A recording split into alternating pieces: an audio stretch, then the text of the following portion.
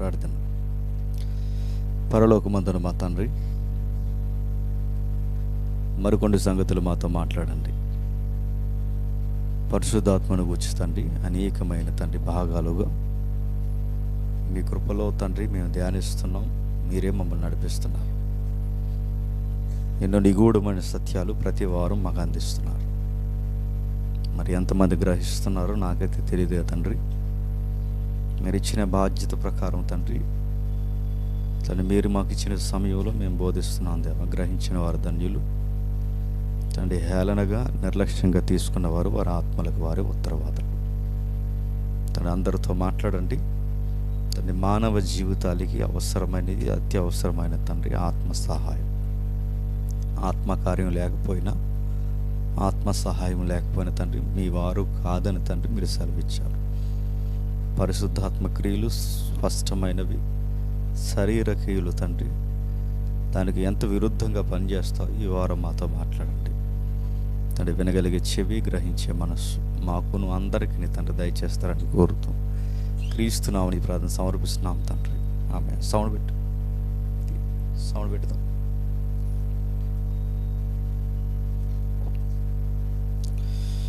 కొన్ని విలువైన సంగతులు విందాం. యెరెమీయా గ్రంథము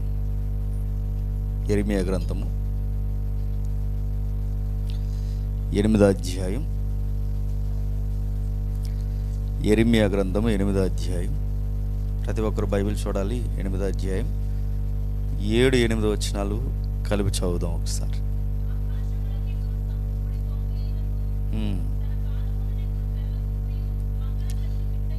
8వ అధ్యాయమేనా? చదవమ్మా.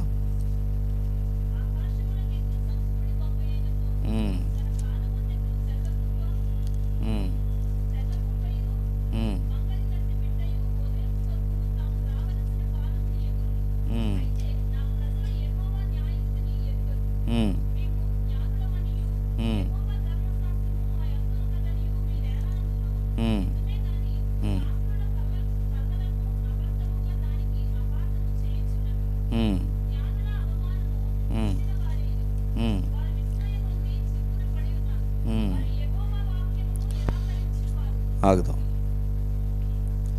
గతించిన వారం ఎంతమంది తరగతిని విన్నారో నాకు తెలియదు, కానీ మరొకసారి జ్ఞాపకం చేస్తాను. గతించిన వారం కొన్ని ముఖ్యమైన పదాలతో మన వాక్యంలోనికి బయలుదేరాం. పాత నిబంధన, క్రొత్త నిబంధన, ఓల్డ్ టెస్టిమెంట్, న్యూ టెస్టిమెంట్. దీని గురించి మనం ఆలోచించినప్పుడు గ్రీకులో దీని మూలం ఏంటో మనం చూసాం. దీని ఒరిజినల్ మీనింగ్ ఇలా ఉంది: ఒకదానికి ఒకటి లింక్ చేయబడిన డాక్యుమెంట్. దాన్నే వీలునామా అన్నారు. అంటే ఒక డాక్యుమెంట్కి మరొక డాక్యుమెంట్ లింక్ లేకపోతే అది పనిచేయదు, వ్యాలిడ్ కాదు. ప్రజెంట్ మనం కూడా రిజిస్ట్రేషన్ చేయించుకున్నప్పుడు మనకున్న ఇప్పుడు మన రిజిస్ట్రేషన్ చేయించుకున్న డాక్యుమెంట్ వ్యాలిడో కాదో మనకు తెలియాలంటే దానికి లింక్ డాక్యుమెంట్ ఉంటుంది, వీలునామా ఉంటుంది. అది ఉంటేనే ఇది పనిచేస్తుంది. నేను ఇప్పుడు 2024లో నేను రిజిస్ట్రేషన్ చేయించుకున్నానంటే పనోదరా అబ్బాయి అది తీసుకురా అని చెప్తారు. మరొకటి, ఒక బ్యాంకు లోనికి మనం పోవాలన్నా ఇప్పుడున్న ఈ డాక్యుమెంట్ మనకు వాల్యూడ్ అవ్వాలంటే ఆ లింక్ డాక్యుమెంట్ ఉంటుంది. అందుకే మనకు లోన్ ఇచ్చినప్పుడు కూడా లింక్ డాక్యుమెంట్ని ముందు తీసుకుంటారు. దాన్ని బట్టి మనకు లోన్ ఇస్తారు. ఇది మీకు అర్థమైతే సేమ్ ఇలాంటి అర్థమే మీనింగ్ వచ్చే పదాలే మనకు నిబంధనలకు వాడారు. అంటే ఓల్డ్ టెస్టిమెంట్, న్యూ టెస్టిమెంట్. అంటే ఇది ఒకదానికొకటి లింక్ లాంటిది అన్నమాట. మీకు ఎప్పుడైనా అరెస్ట్ చేసినప్పుడు చైన్ వేస్తారు చూసారా, రెండిటికి కప్స్. ఈ సంఖ్యలు వేసినప్పుడు మీరు చూడండి, రెండిటికి సంఖ్యలు వేస్తారు. ఈ రెండింటిని అలా అదుపు చేసి పట్టుకునేది చైన్ ఉంది చూసారా, సంఖ్యలు ఉన్నాయి చూసారా. సేమ్ ఇలాంటి మీనింగే రెండు నిబంధనలకి వాడారు. ఈ రెండిటికి చైన్ ఉందన్నమాట. పాత నిబంధన, క్రొత్త నిబంధన.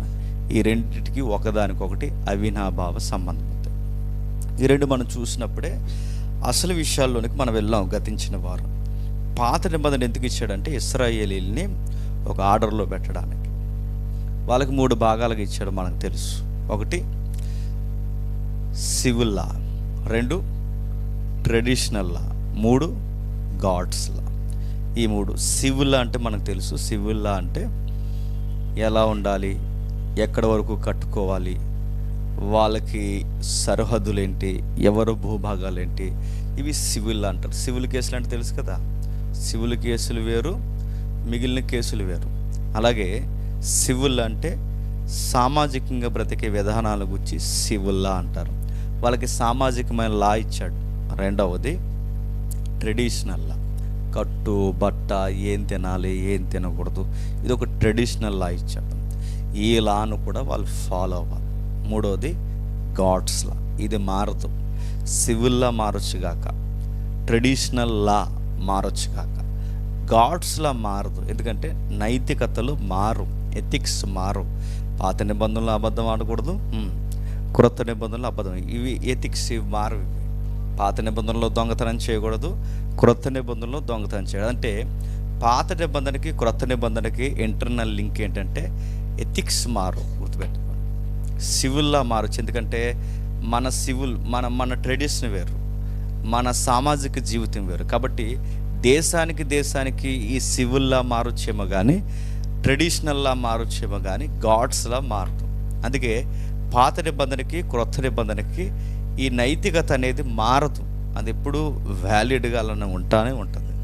అయితే ఈ 3 అంటే సివిల్లా పాటించలేకపోయారు, ట్రెడిషనల్లా కూడా అంతగా పాటించలేకపోయాడు, ఇక గాడ్స్లా మొత్తానికి పాటించలేకపోయారు. ఎవరు?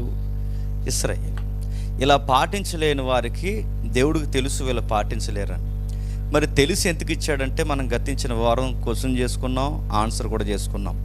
ప్రశ్న ఏంటో మనకు తెలుసు, ఏం ప్రశ్నించుకున్నాం. మరి ఇలాంటి లాను దేవుడు ఎందుకు ఇచ్చినట్టు అంటే దానికి కారణం ఒకటే దానికి కారణం ఏంటంటే వాళ్ళు ఎంత బలహీనంగా ఉన్నారో, వాళ్ళు ఎంత రోతగా ఉన్నారో, మనుష్యుడు దేవుడు పెట్టిన చిన్న నియమాలు కూడా పాటించలేడని మనిషికి అర్థం కావాలి అంటే ఒక లా ఉండాలి, అంతే కదా. మీకు ఉదాహరణ కూడా చెప్పాను, నేను మంచోడినండి, నేను తాగనండి అని ఏమీ లేనప్పుడు చెప్పడం కాదు, సోదు కబుర్లు. మరి ఇప్పుడు నేను ఒక రూమ్లో పెట్టి స్టప్ పక్కన పెట్టి ఎంటర్టైన్మెంట్ ప్రోగ్రామ్స్ అన్నీ పెట్టి మంచి బ్రాండెడ్ బాటిల్ పెట్టిన తర్వాత అప్పుడు అనాలి నువ్వు ఏమని, నేను తాగనని. ఇది అలాగే దేవుడు కూడా రూల్స్ పెట్టాలి. రూల్స్ లేనప్పుడు నేను రూల్స్ ఎప్పుడు ఫాలో అవుతాను అన్నప్పుడు కాదు, నీకు రూల్స్ ఉన్నప్పుడు రూల్స్ ఫాలో అవుతున్నావు అని ప్రూవ్ చేసుకోవాలి. అది నేను పాటించలేకపోతున్నాను, నాకు ఈ చేతగానితనం ఉంది అని నాకు అర్థం కావాలంటే రూల్స్ ఉండాలి, లా ఉండాలి. అందుకే దేవుడేంటో మనకు అర్థం అవ్వాలి, 2 మనమేంటో మనకు అర్థం అవ్వాలి. ఇప్పుడు దేవుడేంటో మనకు అర్థం కావాలి, మనమేంటో మనకు అర్థం కావాలి అంటే ఏముండాలి? పాత నిబంధన ఉండాలి. అందుకు పాత నిబంధన పెట్టాడు. మరి అలాంటిది భారం అయిపోయిందా, బరువు అయిపోయిందా, దీనివల్ల మనకు నష్టం కలిగిందంటే నష్టమేం కలగలేదు. అది అరెస్ట్ చేసింది, మనల్ని అరెస్ట్ చేసి ఎక్కడికి తీసుకెళ్ళింది? న్యాయాధిపతి దగ్గర తీసుకెళ్ళింది. Very good. ఎక్కడికి? న్యాయాధిపతి. అక్కడ జడ్జి గారు ఎవరు? దేవుడు, ప్రభు అయిన యేసుక్రీస్తు వారు. ఆ జడ్జి గారు ఏమన్నారంటే, మీ వల్ల అవదర అబ్బాయి పాటించడం, మీరు పాటించలేనిది నేను పాటించి మీరు పాటించేలా మీకు కావలసిన ఒక నడిపింపును మీకు దయచేస్తాను, మిమ్మల్ని పాటించేలా మిమ్మల్ని గైడ్ చేసేది ఒకే ఒక్కరు, పరిశుద్ధాత్మ దేవుడు. ఎక్కడి వరకు ఆలోచించి వదిలేస్తాం. ఇప్పుడు మళ్ళీ ప్రశ్న. అయితే ఈ యెరెమీయా గ్రంథం చదువుతున్నప్పుడు కొన్ని వచనాలు చదువుతుంటే దేవుడు కొన్ని పదాలు ఉపయోగించాడు. వారు మూర్ఖ హృదయం గలగ మనుష్యులు అన్నాడు. ఏంటట? మూర్ఖ హృదయం. మూర్ఖం అంటే అదొక మొండిగా ఉంటారన్నమాట. అంటే అదేం వైఖరి అంటే అది ఇశ్రాయేలుకే కాదు, నీకు నీకు నీకు నీకు నాకు అందరికీ ఉంది. అది ఎలా ఉంటుందో కొన్ని ఉదాహరణలు చెప్తాను వినండి. ఎవరినైనా మనం ఒకరిని మార్చాలనుకోవాలనుకోండి, వాడితో కొంచెం మంచిగా వ్యవహరిస్తే మారిపోతాడు అనుకుంటాం, కానీ గుర్తుపెట్టుకోండి, వాళ్ళు మనం మంచిగా వ్యవహరించినా మారు, అది నేచర్. అది రెండవది, వీడి గట్టిగా పనిష్మెంట్ ఇస్తే మారతాడు అనుకుంటాం. నో, వాడికి పనిష్మెంట్ ఇచ్చినా మారు. ఉదాహరణ చెప్తారు వినండి. ఇశ్రాయేలుని దేవుడు ఎంత మంచిగా చూశాడండి. ఎప్పుడు తినని మన్నాను పెట్టాడా లేదా? అసలు వాళ్ళ ఊహల కందని కార్యాలు చేశాడు లేదా? మిరాకిల్స్ ఉండేలా మిరాకిల్స్ చేశాడు ఆయన. అయినా వాళ్ళు మారారా? అంటే మంచిగా చూస్తే మారతారు అనుకుంటే ఇశ్రాయేలు మారారా? మారలేదు. అలా అని అరణ్యంలో రాలగొట్టాడు, చెదగొట్టాడు, సర్పాల చేత కరిపించేశాడు, ఎంత దులిమాడేలో అంత దులిమాడేశాడు. అయినా మారారా? మారలేదు. మీకేం అర్థం అవుతుంది? మనిషిని మంచిగా చూసినా మారడు, చెప్పండి. ఆడి తత్వం అది. నేను మా ఇంటికి పిలిచి పప్పు వేసి ఆడికి చికెన్ ఫ్రై ఎట్టి పెడతాను, మారడాడు. ఆడి నేచర్ అది, గుర్తుపెట్టు. లేదండి ఏదో ఒక అన్నం పెట్టనండి, పప్పు అయిన సారు అయిన చికెన్ పెట్టను కాదు, గుడ్డిడికి ఏం పెట్టినాను, అయినా మారడు. వాడు మారడు, అది నేచర్ అది. అంటే మనకేమర్థం అవుతుంది చెప్పండి? మనిషికుండే దరిద్రపు గుణం, మనిషికుండే మూర్ఖత, అదే బైబిల్ అందే. వాడు అంతే. నువ్వు ఎంత ప్రేమగా చూసినా, నువ్వు ఎంత ఎలా చూసినా, మానవుడు అన్నవాడు అంతే. చాలామంది ప్రార్థన చేయమంటారు వచ్చి, మా ఆత్మీయ ఎదుగుదల కొరకు ప్రార్థన చేయండి అంటే అడుగుతున్నాను, ఆత్మీయ ఎదుగుదల కొరకు ప్రార్థన చేస్తే ఎదిగిపోతారా? అదంత ఈజీగా జరిగే ప్రాసెస్ ఏం కాదు. ఈ మధ్య కొంచెం భక్తిగా ఉండాలని ప్రార్థన చేయండి అన్నారు. ఎలా భక్తిగా ఉండాలని ప్రార్థన చేయాలి? మారిపోతారు అలా ప్రార్థన చేస్తే? అలా అయితే ఇంకా వాక్యాలు ఎందుకు, ప్రసంగాలు ఎందుకు? మరొక విషయం చెప్తాను వినండి. చాలా విషయాల్లో ఈ మధ్యకాలంలో ఎక్కువ మనకు కనబడుతున్నది ఏంటంటే, చట్టాలు కఠినం చేయాలండి. మాట వినాలంటే, క్రైమ్ రేట్ తగ్గాలంటే ఏం చేయాలట? చట్టాలు కఠినం చేయాలట. నేను అడుగుతున్నాను, ఎంత కఠినం చేస్తారో? నడు రోడ్లో నరికేయాలండి అత వాళ్ళని అంటున్నారు. చట్టాలు కఠినం చేయాలండి, నరికి పాడేయాలండి. క్రైమ్ జరిగిన వెంటనే అందరూ చూస్తుండగా మిగిలిన వారికి టెర్రర్ స్టార్ట్ అయ్యేలా అందరి ఎదుట పనిష్మెంట్ ఇవ్వాలండి అంటున్నారు. ప్రశ్న అడుగుతున్నాను, చెప్పండి. ఈ చిన్నపిల్లల మీద అత్యాచారాలు జరుగుతున్నాయి, వృద్ధుల మీద అత్యాచారాలు జరుగుతున్నాయి, నవ్వాలో ఆడాలో తెలియదు కానీ ఆవుల మీద కూడా అత్యాచారాలు జరుగుతున్నాయి. ఆడెవడో కోడిని అత్యాచారం చేశాడు, కోడిని. అంటే ఇంకా క్రైమ్ రైట్ ఎలా ఉందంటే ఇంకా కొన్ని చెప్పలేము, కొన్ని వివరించలేము. కేసులు అలా ఉన్నాయి. ఇప్పుడు వాళ్ళు ఏమంటున్నారంటే, మేధావులు అన్నవారు అందరూ ఏమంటున్నారంటే, చట్టాలు కఠినంగా ఉంటే మనిషికి భయం వస్తుందండి అన్నారు. ప్రశ్న అడుగుతాను, చెప్పండి. ప్రపంచంలో ఏ చట్టంలో ఉందో లేదో నాకు తెలియదు కానీ యూదుల చట్టాల్లో ఉన్నంత కఠినమైన చట్టాలు ఇంకెక్కడైనా ఉన్నాయా?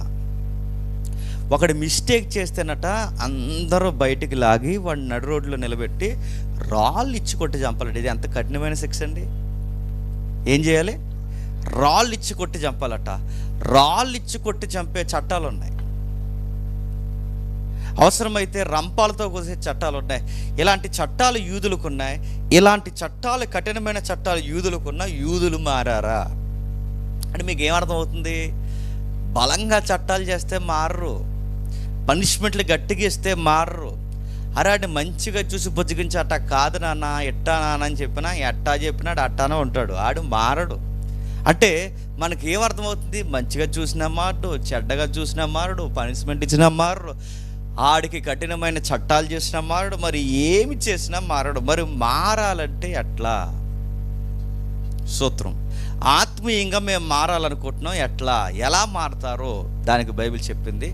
మారాల్సింది చుట్టూ ఉన్న వాతావరణం కాదు, మారాల్సినది, బాగా వినాలి, మారాల్సినది చట్టాలు కాదు, మారాల్సినది చెప్పండి, హృదయం మారాలి. దీన్ని మార్చాలి. దీన్ని మార్చనంత కాలము ఎన్ని చట్టాలు చేసినా చెప్పండి మారరు. ఇది మారాలి. ఇది మారలేదు కనుకే ధర్మశాస్త్రం ఇచ్చినా పాటించలేకపోయారు. ఇది మారలేదు కనుకే వాళ్ళు మన్నా తిన్నా మారలేకపోయారు. ఇది మారలేదు కనుకే వాళ్ళ జీవజలం లాంటి బొగ్గల దగ్గరికి వెళ్ళినా వారు మారలేకపోయారు. దేవుని రెక్కల చాటున దాయబడినా మారలేకపోయారు. అంటే మారాల్సింది ఏంటి చెప్పండి? హృదయం మారాలి. అందుకే దీని గురించి బైబిల్ ఏమంటుందో ఒకసారి మనం చూద్దాం. ఒకసారి ఎబ్రీ పత్రిక 6వ అధ్యాయం, ఎబ్రీ పత్రిక 6వ అధ్యాయం 18వ వచనం నుండి,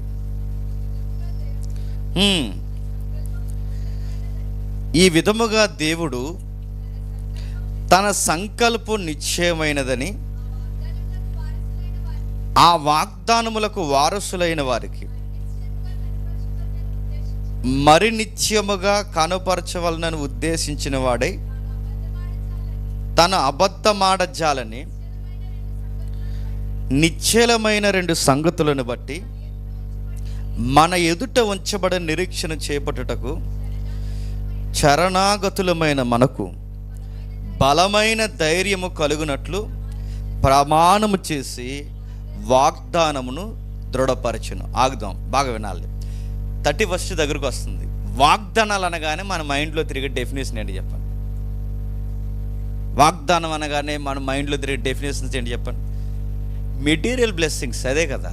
అంటే ఆర్థికంగాను చెప్పండి, ఆరోగ్యంగాను, భౌగోళికంగా, అన్ని విధాలుగా ఏదైతే మనం ఆర్థికంగా దీవింపబడాలనుకుంటున్నామో, అంటే ఈ మెటీరియల్ బ్లెస్సింగ్స్ ఎక్కువ మనం కోరుకుంటాం. వాగ్దానం అనగానే ఏంటంటే, ఇంక ఇప్పటివరకు ఏడాది వరకు మనకు సరైన ఇల్లు లేదు, ఇంక వచ్చే ఏడాది 25లో మనకి ఇల్లు వచ్చేస్తుంది అనుకోవడమే వాగ్దానం అనుకుంటాం. రెండవది, ఇప్పటివరకు మీకు 24 వరకు ఉద్యోగం లేదు, 25లో చెప్పండి ఉద్యోగం వచ్చేయడమే చెప్పండి వాగ్దానం అనుకుంటాం. ఇప్పుడు మీరు చాలామందికి పెళ్ళిళ్ళు అవ్వలేదు అనుకోండి, పెళ్ళిళ్ళు అవ్వలేదు అనుకోండి, వచ్చే ఏడాది మీకు పెళ్ళి అయిపోవడమే వాగ్దానం. అంటే ఈ భౌగోళికమైన వాగ్దానం ఇది కాదండి. బైబిల్ అలా చెప్పట్లేదు. మీరు మళ్ళీ మర్చిపోవద్దు. పాత నిబంధన, క్రొత్త నిబంధన. పాత నిబంధనలో ఇశ్రాయేలుని బ్లెస్ చేస్తా అన్నాడు, దీవిస్తా అన్నాడు. ఎలా దీవిస్తా అన్నాడు? నా కట్టడలను పాటించి, నా విధులను పాటించి, నా ధర్మశాస్త్రాన్ని ఎప్పుడైతే పాటిస్తానో దీవిస్తా అన్నాడు. ఎలా దీవిస్తాడు? పంటలను దీవిస్తా అన్నాడు, వారి పిల్లలను దీవిస్తా అన్నాడు, వారి కుటుంబానికి ఆరోగ్య పరిస్థితులు అన్నింటినీ దీవిస్తాను, ఏ వ్యాధి మీ దరిదాపులకు రానివన్నాడు. ఇది ఏ నిబంధన? పాత నిబంధన. అంటే పాత నిబంధనలో వాళ్ళకి ఇచ్చిన వాగ్దానం ఏంటంటే, మీరు ఈ విధులను పాటిస్తే మీకు భౌగోళికమైన ఆశీర్వాదాలు ఇస్తాను అన్నాడు. అయితే వాళ్ళు పాటించారా? పాటిస్తే వస్తాయి. వాళ్ళు పాటించారా? పాటించలేదు. ఇప్పుడు పాటించలేనప్పుడు దేవుడు రెండు వాగ్దానాలు చేశాడట, 2 సంగతులు మన ఎదుట ఉంచాడట. ఆ 2 విషయాలు ఇక్కడ ఎబ్రీ పత్రిక రాస్తున్నాడు. ఒకటి పాత నిబంధనలను కొన్ని విషయాలు, 2 క్రొత్త నిబంధన. అంటే క్రొత్త నిబంధనలు ఇచ్చిన వాగ్దానం పాత నిబంధన లాంటిది కాదా? కాదు. మరి ఎలాంటిది అది? దానికి ఒక అర్థం ఉంది, దానికి ఒక పరమార్థం ఉంది.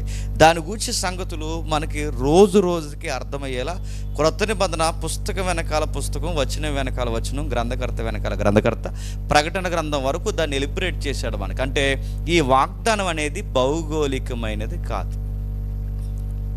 భౌగోళికమైన వాగ్దానాలన్నీ వాళ్ళకి నెరవేరుస్తా అంటే, వాళ్ళు తిట్టినా కొట్టినా ఎంతో కొంత వాళ్ళకి ఇచ్చాడు, ఇవ్వలేదా? ఇచ్చాడు. అయినా వాళ్ళు మారారా? మారలేదు. అంటే ఈ వాగ్దానాలు నెరవేర్చినంత మాత్రాన, అంటే అవుట్ సైడ్ అట్మాస్ఫియర్ మనకి ఎంత మారిపోయినా మనకి మార్పు రాదు. ఇప్పుడు మారాల్సింది చెప్పండి, చుట్టూ ఉన్న వాగ్దానాలు కాదు, చెప్పాలి హృదయం మారాలి. హృదయం మారాలంటే మారిపో హృదయమా అంటే మారిపోద్దా? చెప్పండి, మారిపో హృదయం మారిపోద్దా? అది మారదు.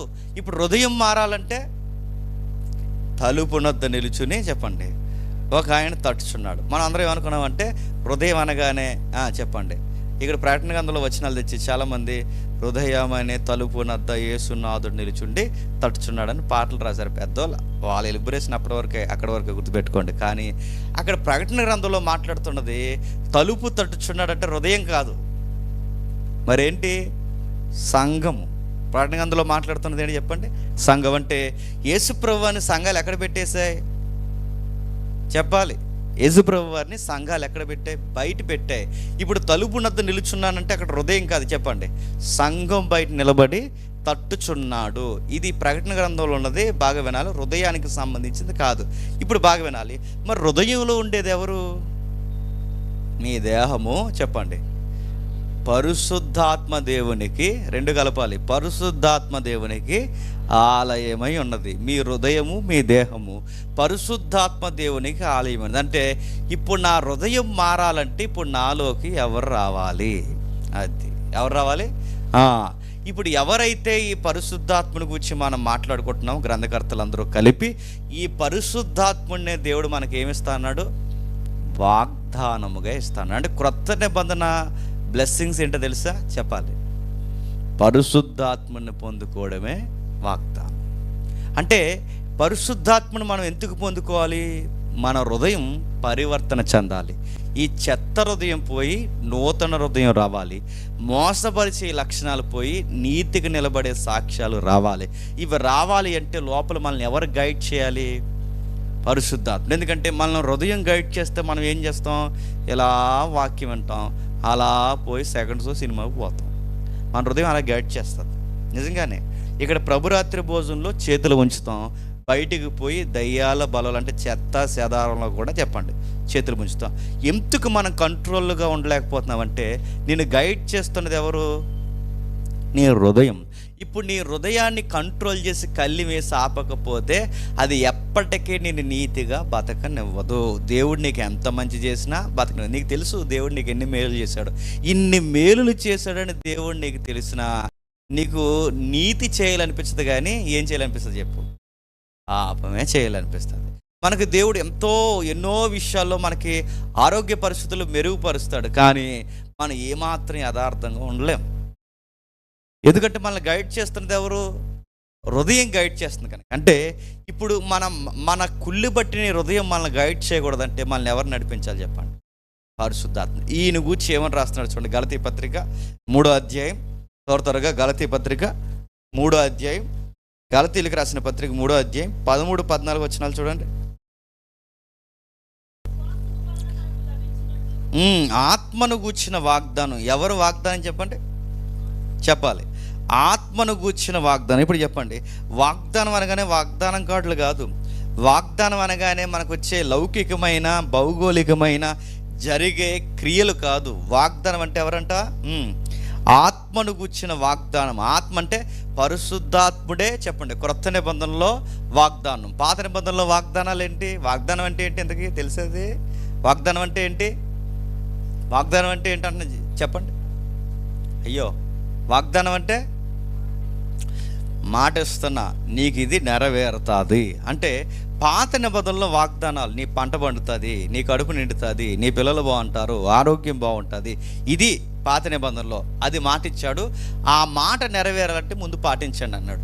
క్రొత్త నిబంధనలో మాట ఇచ్చాడు, నిబంధన చేసుకున్నాడు, నీకు నాకు కలిపి నిబంధన చేశాడు, ఈ మాట ఇచ్చాడు.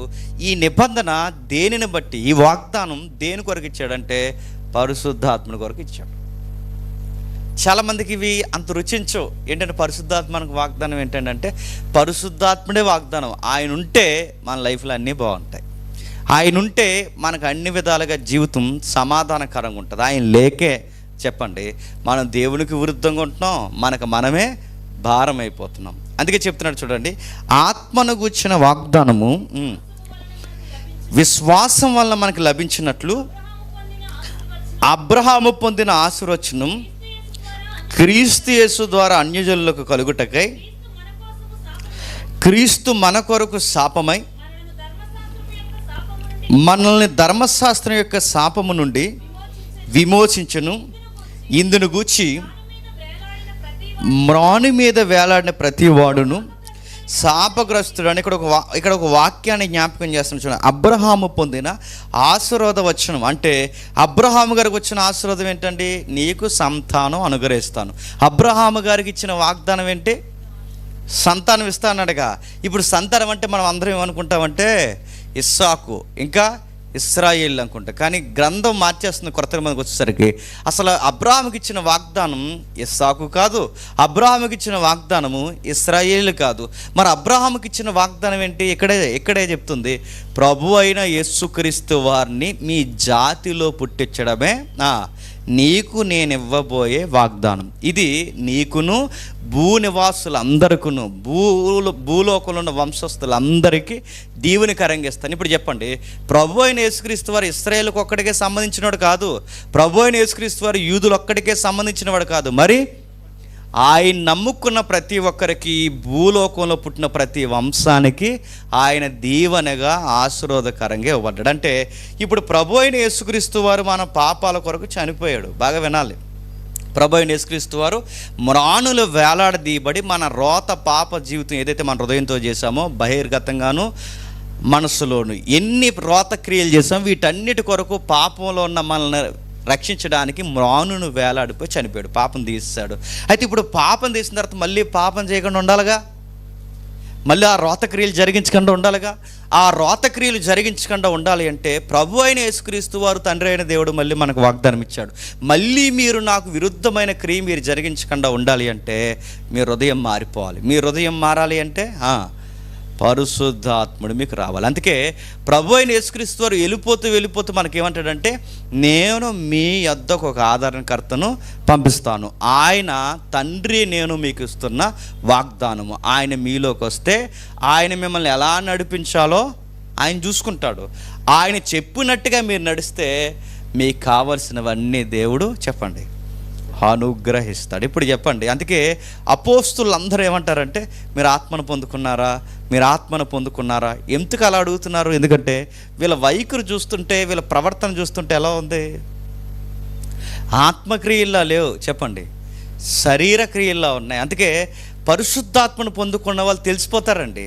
వాళ్ళ ప్రార్థన చేసే విధానం కానీ, వాళ్ళ యొక్క భక్తి జీవితం కానీ, వారి తీరుతెన్నులు తెలిసిపోతాయి. వీడికి పరిశుద్ధాత్మ లేడనడానికి గుర్తుండి చెప్పిన, ఆడి చేసే దొంగ పనులన్నీ తెలిసిపోతాయి. వీడికి ఆత్మ లేదు.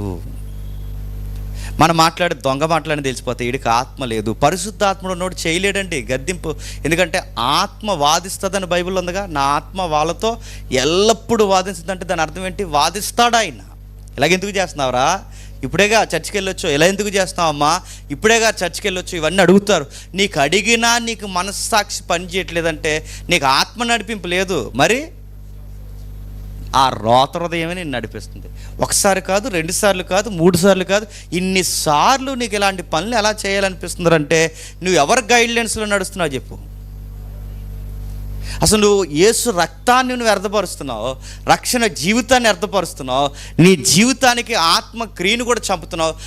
ఆత్మనే వాదిస్తున్న ఆత్మనే నువ్వు చంపేసి వాత వేయబడిన మనస్సాక్షి నీ హృదయం పనిచేస్తుందంటే నీకు ఎంత భయం లేనితానని చెప్పు. నీకు పరిశుద్ధాత్ముడికి వ్యతిరేకంగా పాపం చేయడం అంటే మీరు ఏదో అనుకోకండి. పరిశుద్ధాత్మ వ్యతిరేకంగా పాపం చేయడం అంటే చెప్పిన, ఆయన రక్షణ పొందిన తర్వాత, ఆయన నీలోకి వచ్చిన తర్వాత కూడా ఆయన చెప్పినట్టు ఒక్కట కూడా నువ్వు పాటించలేకపోతున్నట్టు నువ్వు ఎవరిని ఎదిరిస్తున్నావు? సింపుల్గా అబద్ధాలు ఆడేస్తారండి. నేను కొంతమంది చూస్తున్నాను ఈ మధ్య. సింపుల్గా, ఎంత సింపుల్గా మీరు అబద్ధాలంటే నాకు అనిపిస్తుంది అస్సలు భయం లేదన్నమాట. చిన్న విషయానికి 10 రూపాయలకు కూడా అబద్ధం ఆడుతున్నట్టు నేనేమనాలి? అరే ఒక టైం సెన్స్ కోసం కూడా నువ్వు అబద్ధం ఆడుతున్నట్టు నేనేమనాలి? చిన్న విషయానికంటే, అరే మీరు చర్చికి వస్తున్నారు కానీ మీకు ఎవరు లేరు చెప్పండి. పరిశుద్ధాత్మ ఉంటే ఇలా ఉండడు. దీనికి అబద్ధం ఆడాల్సిన అవసరం లేదు. దానికి కూడా అబద్ధం ఆడుతున్నామంటే నిన్నేమనాలి? ఆత్మక్రియ జరుగుతుంది. అసలు ఇశ్రాయేలు ఎన్ని అనుభవించినా ఎలాగైతే రాలిపోయారో అలాగే ఉన్నారండి ఈ తరం కూడా. ఇశ్రాయేలు ఎన్నిసార్లు దెబ్బలు తిన్నా మళ్ళీ అదే వికారమైన పనులు ఎలా చేస్తారు, మళ్ళీ ఇప్పుడు అలాగే ఉన్నారండి. అంటే ఇశ్రాయేలుకి క్రొత్త నిబంధన ప్రజలకు ఏమీ తేడా ఏమీ లేదు. అంతకన్నా శ్రేష్టమైన వాగ్దానాలు మనకు అనుగ్రహించిన ఎంత ధైర్యంగా ఎలా చేయగలుగుతుంటే అసలు ఆత్మ భయమే లేదు. ఆత్మ ఉన్నాడన్న సంగతి గ్రహింపే లేదు.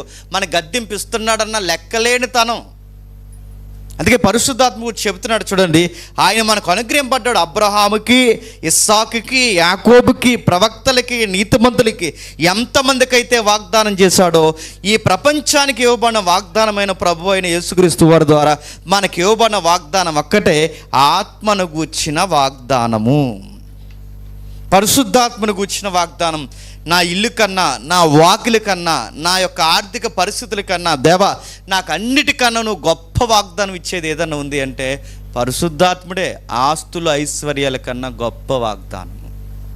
మనం ఏమనుకుంటాం చెప్పండి? గొప్ప వాగ్దానం అంటే మనం ఏమనుకుంటాం చెప్పిన, 25లో మనకు కనీసం చెప్పండి ఒక 5-6 ఎకరాలు కొనేసుకుంటే అది పెద్ద గొప్ప వాగ్దానం. కొనేసుకో, నీకు త్వరగా గోతులు కప్పేటెత్తరు, కొనేసుకో.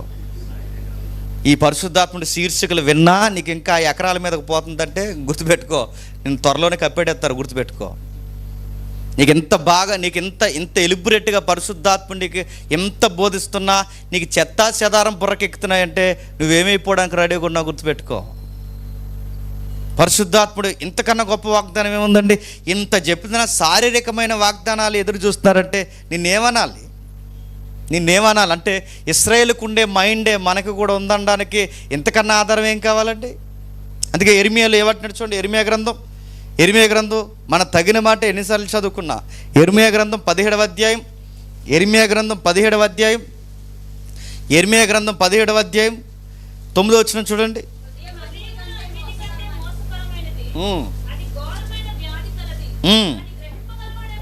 అన్నిటికన్నా ఏంటట? మా ఎదురింటోడు మోసం చేశాడు, పక్కింటోడు మోసం చేశాడు, నేను ప్రేమించినోడు మోసం చేశాడు, నన్ను ప్రేమించింది మోసం చేసిందని చెప్పకరా అయ్యా. అన్నిటికన్నా గొప్ప మోసగారు ఎవరు? నువ్వు మోసపోయావంటే అసలు నిన్ను మోసం చేసింది ఎదురింటోడు కాదు, ఎల్లే కాదు, పొల్లే కాదు, వీళ్ళందరూ కాదు. అసలు నిన్ను మోసం చేసింది ఎవరు తెలుసా? నీ హృదయమే నిన్ను మోసం చేసింది. ముందు నీకు మోసం ఎక్కడ స్టార్ట్ అయింది? నిన్ను ఎవడు నమ్మాడు? ఎదురింటోడిని. నిన్ను ఎదురింటోడిని నమ్మమని చెప్పింది ఎవరు? లోపల ఉండి చెప్పు. అది నేను పక్కింటోడు నమ్మని చెప్పింది ఎవరు? అది. ఆ గాలిదాన్ని నమ్మమని చెప్పింది ఎవరు? చెప్పండి. ఈ గాలివాడు నమ్మమని చెప్పింది ఎవరు? అదే. నీ హృదయం నిన్ను మోసం చేసింది. పర్లేదులే పర్లేదులే పర్లేదులే అంటే ముందు నువ్వు ఎక్కడ మోసపోయావు? ఆడు మోసం చేశాడు, ఈడు మోసం చేశాడని చెప్పకండి. నిన్ను మోసం చేసి అతిపెద్ద మోసకారు నీలో ఉంది. దాని పేరు హృదయం. అది మోసం చేస్తుంది. దానికి జాలి, దయ, కనికరం ఏముండదు. ఇది ఏ డాక్టర్ గారికి తెలీదు. మొన్న మంచి మీకు చెప్పాను, మళ్ళీ మీకు జ్ఞాపకం ఉందో లేదో ఒకసారి జ్ఞాపకం చేసుకోండి. ఈసీజీ తిత్తరగా గ్రాప్ అలా వెళ్తుంటుంది, lub dub lub dub lub డబ్లా.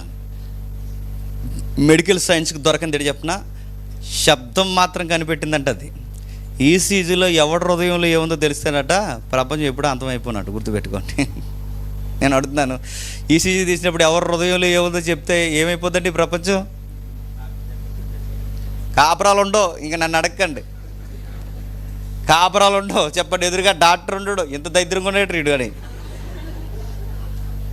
చర్చిలు ఉండవు, సంఘాలు ఉండవు, ఉంటాయా? స్నేహాలు ఉండవు, ఉంటాయా? తెలిసిపోతారు అందరూ. ఆ బయటకు అలా గ్రాపు, మనం ఎప్పుడన్నా ఎవరితోన్నా ఫ్రెండ్షిప్ చేయాలని ముందు గ్రాప్ తీయించుకున్నాం అనుకోండి, తెలిసిపోద్ది ఆడితో చేయలేదో. కాపురం చేయాలో, వీటిని చేసుకోవాలో వద్దా, ఈమెను చేసుకోవాలో వద్దంటే గ్రాప్ తీసామంటే తెలిసిపోదా? దేవుని దయ వల్ల ఈ ప్రపంచానికి తెలియదు అని చెప్పిన లబ్డబ్ తెలిసింది తప్ప ఆ లబ్డబ్ వెనకాల ఉన్నది ఏంటో ఎవరికి తెలియదు. కానీ ఎవరికి తెలియదేమో, ఈ ప్రపంచంలో ఉన్న ఏ డాక్టర్ తెలియదేమో, కానీ ఈ హృదయాన్ని ఇచ్చిన ఆ వైద్యుడికి మాత్రం తెలుసు. ఇది చాలా రోత కలిగినది, చాలా భయంకరమైనది. ఎంత మంచి చేస్తామో దేవుని చేత ఎంత మంచిని పొందుకుంటామో అంత వ్యతిరేకంగా దేవునికి తిరుగుబాటు చేస్తాం. మనం కూడా ఎంత మంచి ఎదుటి వారికి చేస్తామో అంత మంచికి వ్యతిరేకమైన పని మనకి చెప్పండి పొడుస్తారు. అప్పుడు మనం సీరియస్గా డైలాగు, నా ఉప్పు తిని నా పప్పు తిని అంటే, నువ్వు ఉప్పు తిన్నా పప్పు తిన్నా లోపల అది ఒకటి ఉంది, అది వేరేది తింటుందిలే. నా ఉప్పు తిని నా వాసాలు లెక్కెట్టాడు, వాసాలేడు మొత్తం బిల్డింగ్లో ఉన్న ఊసర కూడా లెక్కెడతాడు. గుర్తుపెట్టుకో, అన్నీ లెక్క పెడతాడు. ఎందుకంటే అది నేచర్, అది అలా ఉంది అంతే. ఆ హృదయం అలాంటిది, అది ప్రతిదీ మోసం చేస్తుంది. అది ఘోరమైన వ్యాధి కలిగింది. ఈ వ్యాధిని దేంతో తీయగలరు? దానికి మెడిసిన్ లేదు. దాన్ని దేంతో తీయగలరు? వ్యాక్సిన్ లేదు. దాన్ని దేంతో తీయగలరు? అసలు నువ్వు ఎక్కడికి పోయినా, ఏ ప్రాక్టీస్ చేసినా, మనం ఎన్ని ఆసనాలు వేసినా అది పోదు. నేను అలా ఉండాలి, ఇంక ఈసారి ఎలా ఉండకూడదు, ఇక 31 నేను మాటిస్తున్నాను, ఇంక 25 నుంచి చూసి ఇంక నేను ఎలా ఉంటాను. నువ్వు ఎన్ని అనుకున్నా, నిన్ను ఎంత సమర్థించుకున్నా ఆ మాట కూడా నీతో చెప్పిస్తున్నది ఎవరు తెలుసా? అదే చెప్పిస్తుంది. అంత మోసం అది. ఈసారి బాగుంటావు, నువ్వు బాగుంటావు మళ్ళీ నీకు ఈ సమర్థింపులు చెప్పేది ఎవరు తెలుసా? అదే. అందుకే చెప్తున్నాను, నువ్వు అనుకుంటే ఉండలేవు, నువ్వు చేయాలనుకుంటే చేయలేవు. ఈసారి ఇంకెలా చేయకూడదని నువ్వు అనుకుంటావు, కానీ ఖచ్చితంగా అదే చేస్తావు. మళ్ళీ నీకేం చెప్తుంది? అక్కడ చిన్న బోర్డ్ ఎక్స్ప్లెనేషన్ ఇస్తుంది, అది చిన్న వివరణ. నేను ఎందుకు చేయాల్సి వచ్చిందంటే అదే చెప్తుంది. అలాంటి కథలే చెప్తుంది అది. నువ్వు ప్రతి దానికి ఒక వివరణ నేర్పిస్తుంది. అసలు ఏ సిచ్యువేషన్ అయినా సిచ్యువేషన్ అయ్యా నువ్వు అంతేక. అది ఎన్ని చెప్పినా చెప్పండి, నువ్వు ఎన్ని చెప్పినా, నేను ఎందుకు ఈ 10 దొంగతనం చేసి, నువ్వు ఎన్ని వివరణలు చెప్పినా నువ్వు 10 దొంగిలించేసావు, అది దొంగతనం అంటారు. నువ్వు ఎన్ని చెప్పినా గుర్తుపెట్టుకో. నువ్వు ఎన్ని చేసినా, నేను ఎందుకు ఈ పాడు పని చేసి, నువ్వు ఎన్ని చెప్పినా అది పాడు పనే. హృదయానికి ఉండే లక్షణం అది. అంటే దీన్ని ఎలా తీయడం అంటే ఎవడ వల్ల కాదు. దీన్ని ఎవడో మార్చలేడు. ఏ డాక్టర్, ఏ మెడిసిన్ ఎక్కడ మార్చలేరు. దీనికి చాలా రకరకాల విధి విధానాలు ఉన్నాయట. ఎన్ని ఉన్నాయో ఆ గ్రాఫ్ ఈసీజీలో దొరకదు, కానీ ఇక్కడ దొరికింది. ఇక్కడ గ్రాఫ్లో ఏమని చెప్తుంది చూడండి. గ్రాఫ్ ఏమని చెప్తుందో, మార్కు సువార్త 7వ అధ్యాయం 21-22 వచనాలు చదువుతాం చూడండి. మనుషుల హృదయాల్లో నుంచి దురాలోచనలు, జారత్వము, చూసారు ఆఫర్లు, దొంగతనము, నరహత్యలు, వ్యభిచారములు, లోభము, చెడుతనము, కృత్రిమము, కామ వికారము, మత్సరము, దేవదూషణ, అహంభావము, అవివేకము వచ్చును. ఈ చెడ్డవన్నీ లోపల నుండే బయలు వెళ్ళి మనుష్యుని అపవిత్రపరచునని ఆయన చెప్పాను. ఇక్కడ బాగా విన్నాడు, టెక్స్ట్ మర్చిపోకండి, సందర్భం మర్చిపోకండి. ఈ మాటలు ఎవరికి చెప్తున్నారు తెలుసా? పరిసయ్యులు శాస్త్రులు వింటుండగా చెప్తున్నాడు. ఎవరు వింటుండగా? పరిసయ్యులు శాస్త్రులు. పరిసయ్యులు శాస్త్రులు బైబిల్ ఎంత గట్టిగా చదువుతారండి?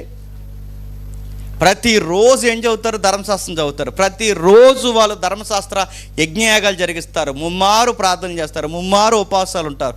ఇన్ని పాటిస్తున్న వాళ్ళకు కూడా లోపల నుంచి ఏమొస్తున్నాయంట?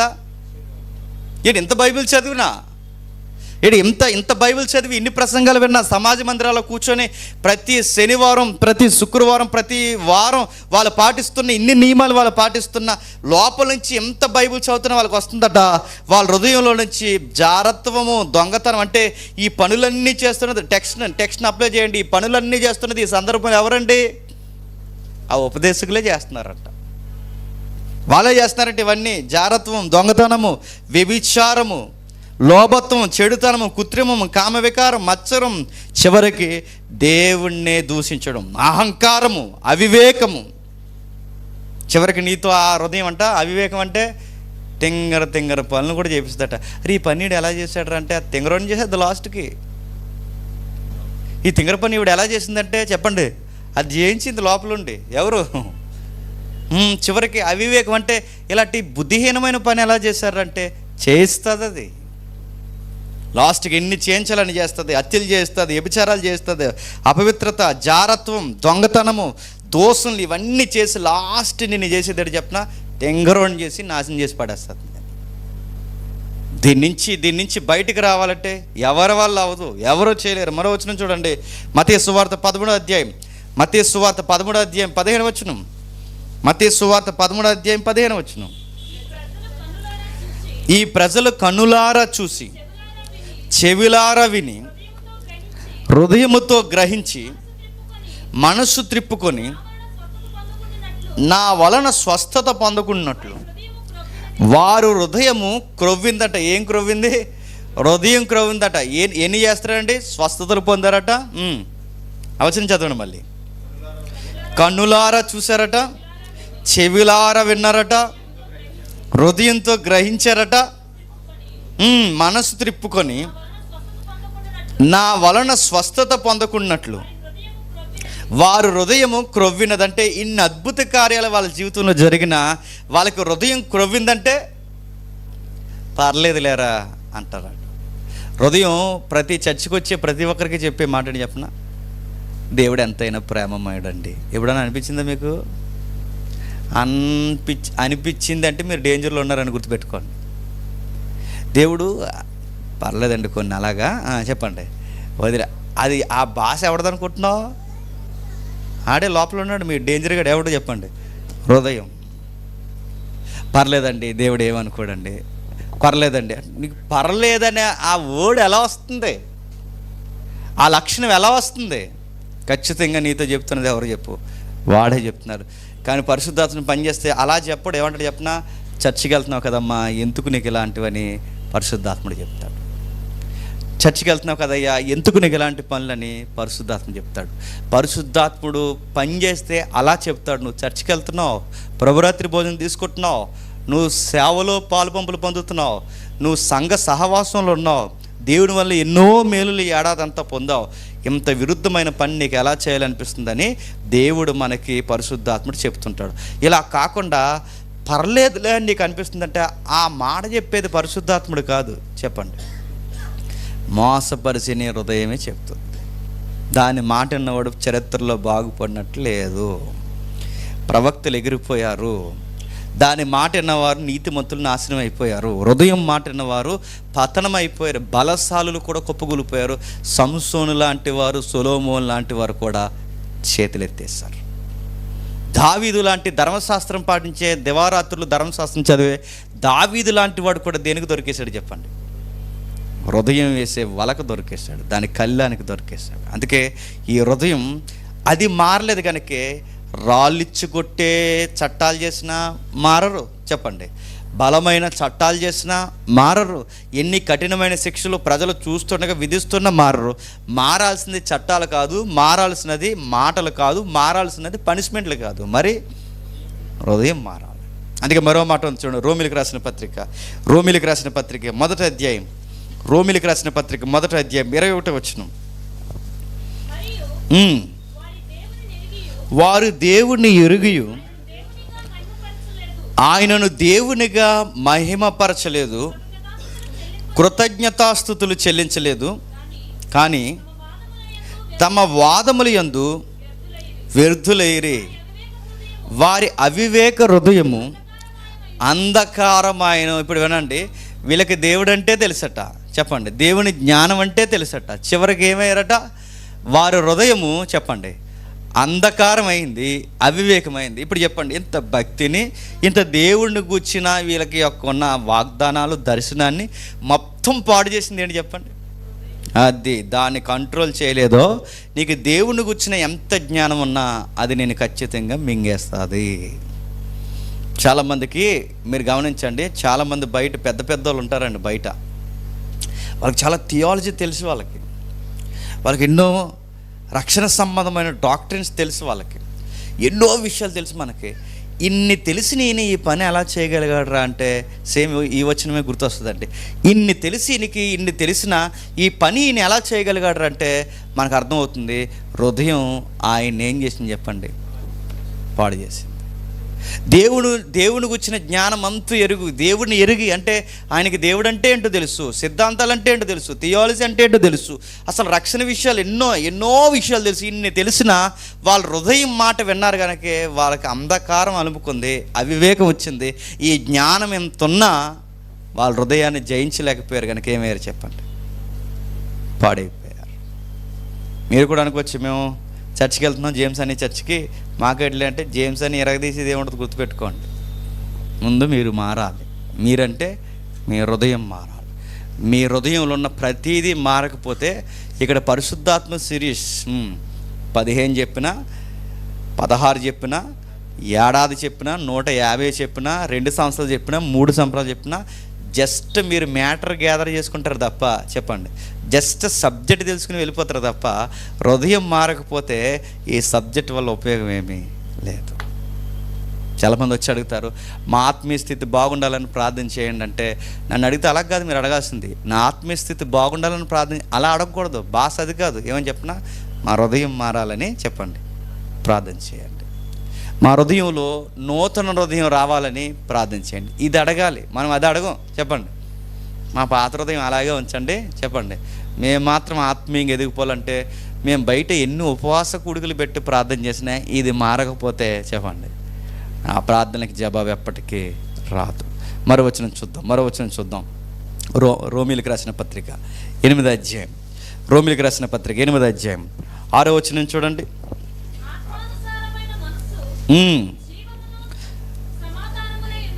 ఆత్మానుసారమైన మనసు జీవమును సమాధానమునై ఉన్నది, ఎలయనగా శరీరానుసారమైన మనస్సు దేవునికి విరోధమై ఉన్నది, అది దేవుని ధర్మశాస్త్రకు లోబడదు, ఏ మాత్రము లోబడదు. ఏదట? శరీర సంబంధమైన మనస్సు. ఈ శరీర సంబంధమైన మనసు ఇచ్చేది ఎవరండి? హృదయం. ఈ హృదయం ఏమాత్రం, ఈ శరీరం ఏమాత్రం దేవుని ధర్మశాస్త్రాన్ని లోబడదు. ఇప్పుడు చెప్పండి, ఇశ్రాయేలుకి ఇన్ని మంచి పనులు చేసిన ఎందుకు లోబడలేకపోయారు? వాళ్ళ మనస్సు శరీరానుసారమైన మనస్సు. వారు ధర్మశాస్త్రాన్ని ఎందుకు నెరవేర్చలేకపోయారు? వారు హృదయం మాట విన్నారు దేవుని మాట కన్నా. అందుకే ఏమాత్రం లోబడనేరదు. కాగా శరీర స్వభావం గలవారు దేవుని సంతోషపరచలేం. ఇప్పుడు ఆ మాటలు గుర్తుపెట్టుకోండి. శరీరానుసారమైన మనసు ఎప్పటికీ దేవుడిని సంతోషపరచలేదు. మనం ఎన్నో భౌతికమైన దేవుని కార్యాలు ఎన్ని జరిగించినా మనం దేవుణ్ణి, మన మనసు శరీరానుసారమైనది అయితే ఎప్పటికీ దేవుణ్ణి సంతోషపరచలేం. మన దేవుణ్ణి సంతోషపరచగలం అనుకుంటాం, కానీ దేవుడి ఆత్మ లేని హృదయాలు బయట ఎన్ని కార్యాలు చేసినా ఆత్మ నడిపింపు లేని కార్యాలన్నీ శరీర కార్యాలు అవుతాయి తప్ప ఆత్మ కార్యాలు ఎంత మాత్రము అవ్వవు. దేవుడు మనం సంతోషపరచలేం. కిందకి చెప్తున్నాడు చూడండి, దేవుని ఆత్మ మీలో నివసించి ఉన్న ఎడల మీరు ఆత్మ స్వభావం గలవారే కానీ శరీర స్వభావం గలవారు కారు. ఎవడైనను క్రీస్తు ఆత్మ లేనివాడైతే వాడైన వాడు కాడు. అంటే పరిశుద్ధాత్ముడు, ప్రభు యొక్క ఆత్మ ఎవరైతే కలిగి ఉంటారో వారే క్రీస్తునందు ముద్రింపబడిన వారే తప్ప ఇక మిగిలిన వారు ఎవ్వరూ చెప్పండి ఆయనకి సంబంధించిన వారు కాదు. నాకు తెలిసి ఇప్పుడు చర్చిలో ఎంతమంది ఉన్నాం, ఇంతమందిలో ఆయన వారు ఎవరో మనకి తెలియదు, ఆయనకి తెలుసు. ఎందుకంటే అందరం చక్కగా ఉంటాం ఇక్కడ, అందరం వర్షిప్ చేద్దాం ఇక్కడ, అందరూ చక్కగా వాక్యాలు చదువుతాం ఇక్కడ, అందరం సీరియస్గా నోట్సులు రాసుకుంటాం ఇక్కడ, అందరం సీరియస్గా కూర్చొని దేవుడికి ఎంతకంత సందా ఇస్తాం ఇక్కడ. కానీ ఆయన వారెవరో తెలియదు. బయటికి అందరం బాగుంటాం చక్కగా, మీరు చక్కగా ఇలాగా మఠం వేసుకుని కూర్చున్నారు, చక్కగా మీరు ముసుగులు వేసుకుని కూర్చున్నారు. ఇది ఒరిజినలా? మిడిల్గా తెలుస్తుంది ఇది ఒరిజినల్ కాదు. ఇది ఒరిజినల్ ఏం కాదు, గుర్తుపెట్టుకునేది ఏం కాదు. దేవుని దృష్టికి ఎవరు ఎలా ఉన్నారో మనకు తెలియదు, ఆయనకు తెలుసు. ఆయన వారు ఎవరు ఆయనకు బాగా తెలుసు. మనం ఇక్కడ ఎంత ఎరగదీసినా దేవునికి తెలుసు మనం ఏం చేస్తున్నామో. క్రీస్తు మీలో ఉన్న ఎడల మీ శరీరము పాప విషయమై మృతమైనది కానీ మీ ఆత్మ నీతి విషయమై జీవము కలిగి ఉన్నది. మృతుల్లో నుండి యేసును లేపిన వాని ఆత్మ మీలో నివసించిన ఎడల, మృతుల్లో నుండి క్రీస్తు యేసును లేపినవాడు సావునకు లోనైన మీ శరీరములను మీలో నివసించుచున్న తన ఆత్మ ద్వారా జీవింపజేయండి. ఈ వచనాలు చదువుతుంటే మీకు ఏమనిపిస్తుందో నాకు తెలియదు, కానీ నాకు చాలా ఆశ్చర్యంగా అనిపించింది ఆ వచనం చదువుతుంటే. రెండు వాగ్దానాలు చెప్తున్నాడు చూడండి. ఈ శరీరము ఏమాత్రం దేవుని నీతిని నెరవేర్చదు, ఈ హృదయం ఏమాత్రం దేవుని నీతిని నెరవేర్చదు. అయితే ఈ శరీరము దేవుని నీతిని నెరవేర్చదు, కానీ ఈ శరీరం ఒక రోజు ఏమవుతుంది చెప్పండి? మృతం అయిపోతుంది, చచ్చిపోతుంది. ఈ శరీరం ఒక రోజు మృతం అవుతుంది.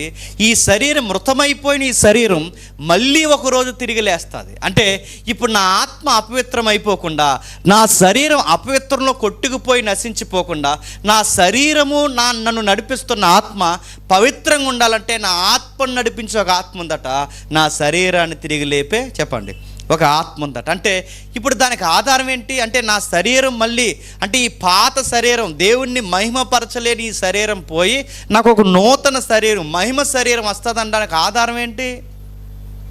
ఎవిడెన్స్ ఉండాలిగా. ఇప్పుడు మీకు ఒక నూతన శరీరం వస్తుందా అనడానికి నేను అన్నాను అనుకోండి, మీరు ఆధారం అడగాలొద్దా? ఆధారం ఏంటి? సాక్ష్యం ఏంటి? నీకు నీ ఆత్మ ఎట్టూ చెదిరిపోదు, నీ ఆత్మ దేవుని యొక్క సముఖంలో భద్రం చేయబడుతుంది అనడానికి గ్యారంటీ, ప్రూఫ్ ఏంటి? ధ్రువపత్రం ఏంటి? దానికి ఒక ఉదాహరణ చెప్తున్నాడు. ఆయన ఏం చెప్తున్నాడంటే, యేసుప్రభు శరీరం ఎలాగైతే భూమిలో విడిచిపెట్టబడలేదో యేసుప్రభు శరీరాన్ని తిరిగి లేపిన పరిశుద్ధాత్ముడు చెప్పండి మిమ్మల్ని కూడా తిరిగి లేపుతాడు. ప్రభు అయిన ఆత్మను మరలా తిరిగి లేపిన పరిశుద్ధాత్ముడు మీ ఆత్మను కూడా చెప్పండి తిరిగి లేపుతాడు. అంటే మనకి ఏమర్థం అవుతుంది? ప్రభు అయిన యేసుక్రీస్తు వారు తిరిగి లేచాడన్నది నువ్వు నమ్మగలిగితే నీ శరీరాన్ని కూడా తిరిగి లేపుతాడు. ఎందుకంటే ఆయన శరీరాన్ని లేపిన ఆ ఆత్మదేవుడే మీ శరీరాలని కూడా చెప్పాలి తిరిగి లేపుతాడు. అంటే మనం రేపు పొద్దున్న మనకు పునరుద్ధానం జరుగుద్ది అని నువ్వు బలంగా నమ్మాలి అంటే నీలో ఎవరుండాలి? అది నిజమేనా అని నీ క్వశ్చన్ వస్తుందంటే నీళ్ళు ఎవరు లేరు. అది నిజమే అని నువ్వు 100కి 200% నమ్ముతున్నావు అంటే నీళ్ళు ఎవరున్నట్టు?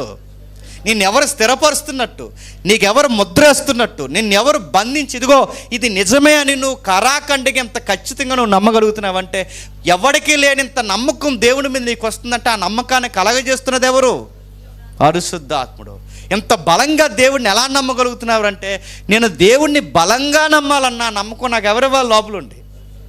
అది అంటే నేను ఎలా భక్తిగా ఉండాలో, ఎలా మాట్లాడాలో, నేను ఎలా నమ్మాలో, ఏది విశ్వసించాలో, దేని కొరకు ఎదురు చూడాలో, ఈ సమస్త కార్యాలు నూతన సృష్టి కార్యం జరిగించేది ఎవరు చెప్పండి? పరిశుద్ధాత్ముడే.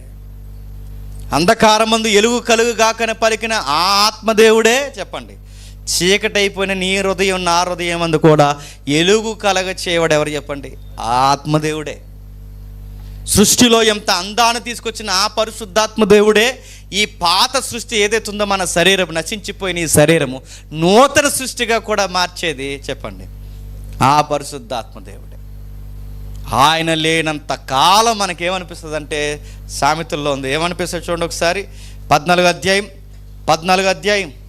12వ వచనం.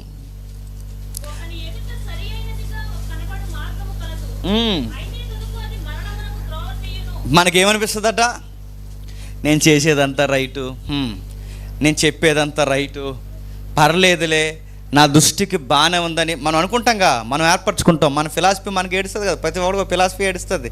మన ఫిలాసఫీ ప్రకారం మనకి ఏమనిపిస్తుందట, రైట్ అనిపిస్తుందట. నా దృష్టికి నేను చేసేవన్నీ ఎలా ఉంటాయండి, మంచిగా సరి అని అనిపిస్తుంది. కానీ లాస్ట్ వరకు తెలియదట. ఆ లాస్ట్ సీన్ ఏంటో తెలుసా, అది తుదకి మరణానికి అప్పుడు అర్థమవుతాడు లాస్ట్ మినిట్స్లో.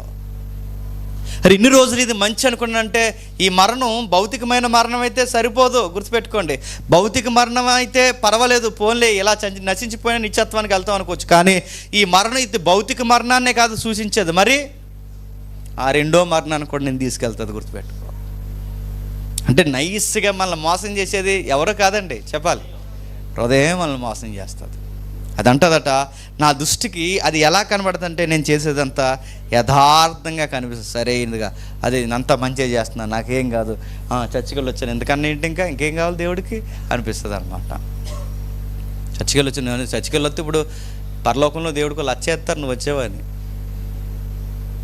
చర్చికి వచ్చాను, ఇవాళ 2 అధ్యాయాలు చదివేశాను, ఇవాళ 4 పాటలు పాడేశాను, ఈరోజు ప్రభురాత్రి భోజనం కూడా తీసుకున్నానంటే అడుగుతున్నాను, ఇది సరిపోద్ది, ఇది తూకమా? ఇలా అనిపిస్తుంది మనకు, అది రైట్ అనిపిస్తుంది. ఈరోజు నేను చర్చికి వెళ్ళాను, ఈరోజు నేను ఇలా ఉన్నాను, ఈరోజు ఇలా మానాను, ఈ వారం అంతా కదా తప్పు చేయలేదు, ఈ సండే ఈవినింగ్ ఒక్క తప్పు చేస్తే ఏముంది అని చెబుతుంటుంది, లోపల ఉండదు. పర్లేదు, దేవుడు మరీ అంత ఆయన అంత కోపిస్ట్ ఏం కాదు, ఆయనకు మరో పేరుంది, ఏంటి, ప్రేమామయుడు. ఇలా చెప్తుంటుంది అని లోపల అన్నీ దొంగ మాటలేదు. పర్లేదు, పాటే కదా, జస్ట్ ఇందాక తమ్ముడు చెప్తున్నాడు కదా, ఆ పేర్లు ఏంటో అనుకున్నాను ముందు, తర్వాత అర్థమైంది నాకు సీరియల్ అని చెప్తున్నారు కదా, పర్లేదు ఒక సీరియల్గా అంటుంది. అది తప్పేముంది ఆ సీరియల్లో, తప్పేముండదు, చూడాలనిపిస్తుంది, గుర్తుపెట్టుకోండి.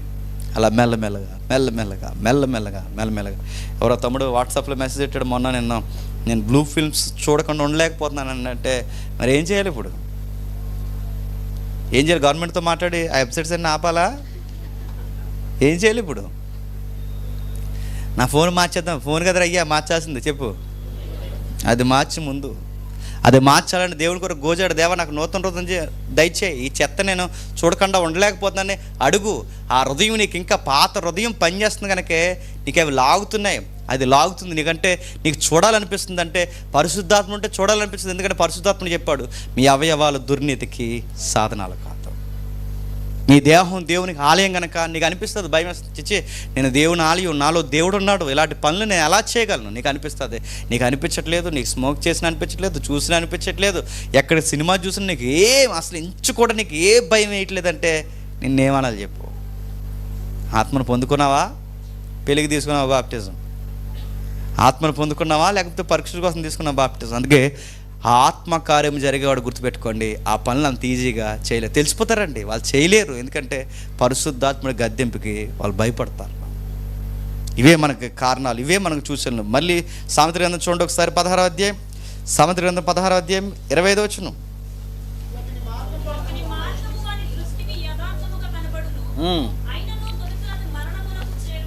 చూసారా, పదే ఎందుకు మాటలు రాస్తున్నాడు సొలొమోను గారు?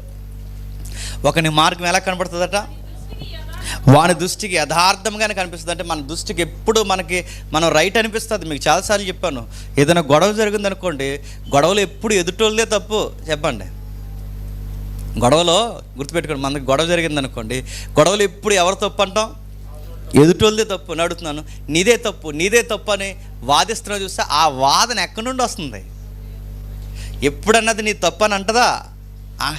అసలు నా తప్పు అండి, నేను ఎలా చేయకుండా ఉంటే బాగున్నా, ఎప్పుడైనా కానీ ఎప్పుడైనా లాయర్లాగా వాదిస్తుంది, లోపల ఉండదు మా క్లయింట్ది ఏం తప్పు కాదని.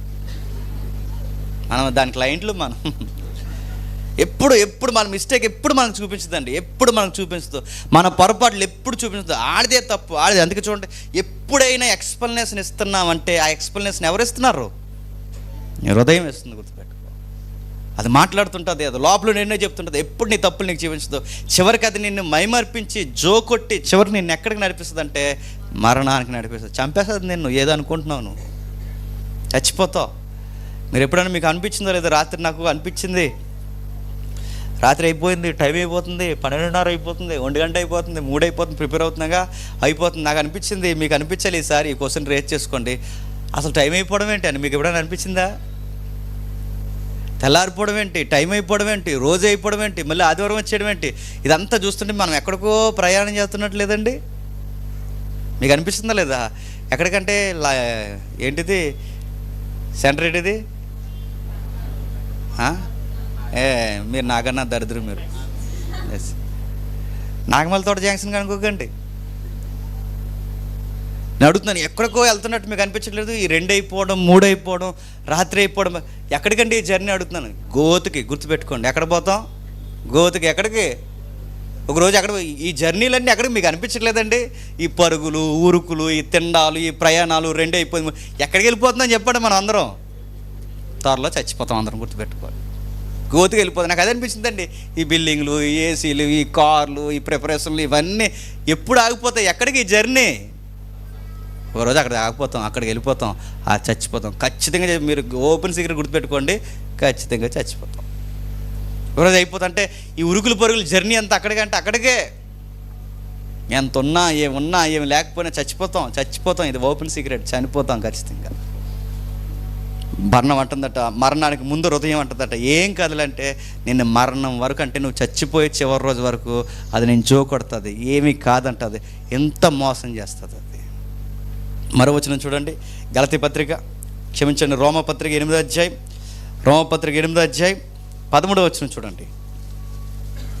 రోమపత్రిక 8వ అధ్యాయం 13వ వచనం.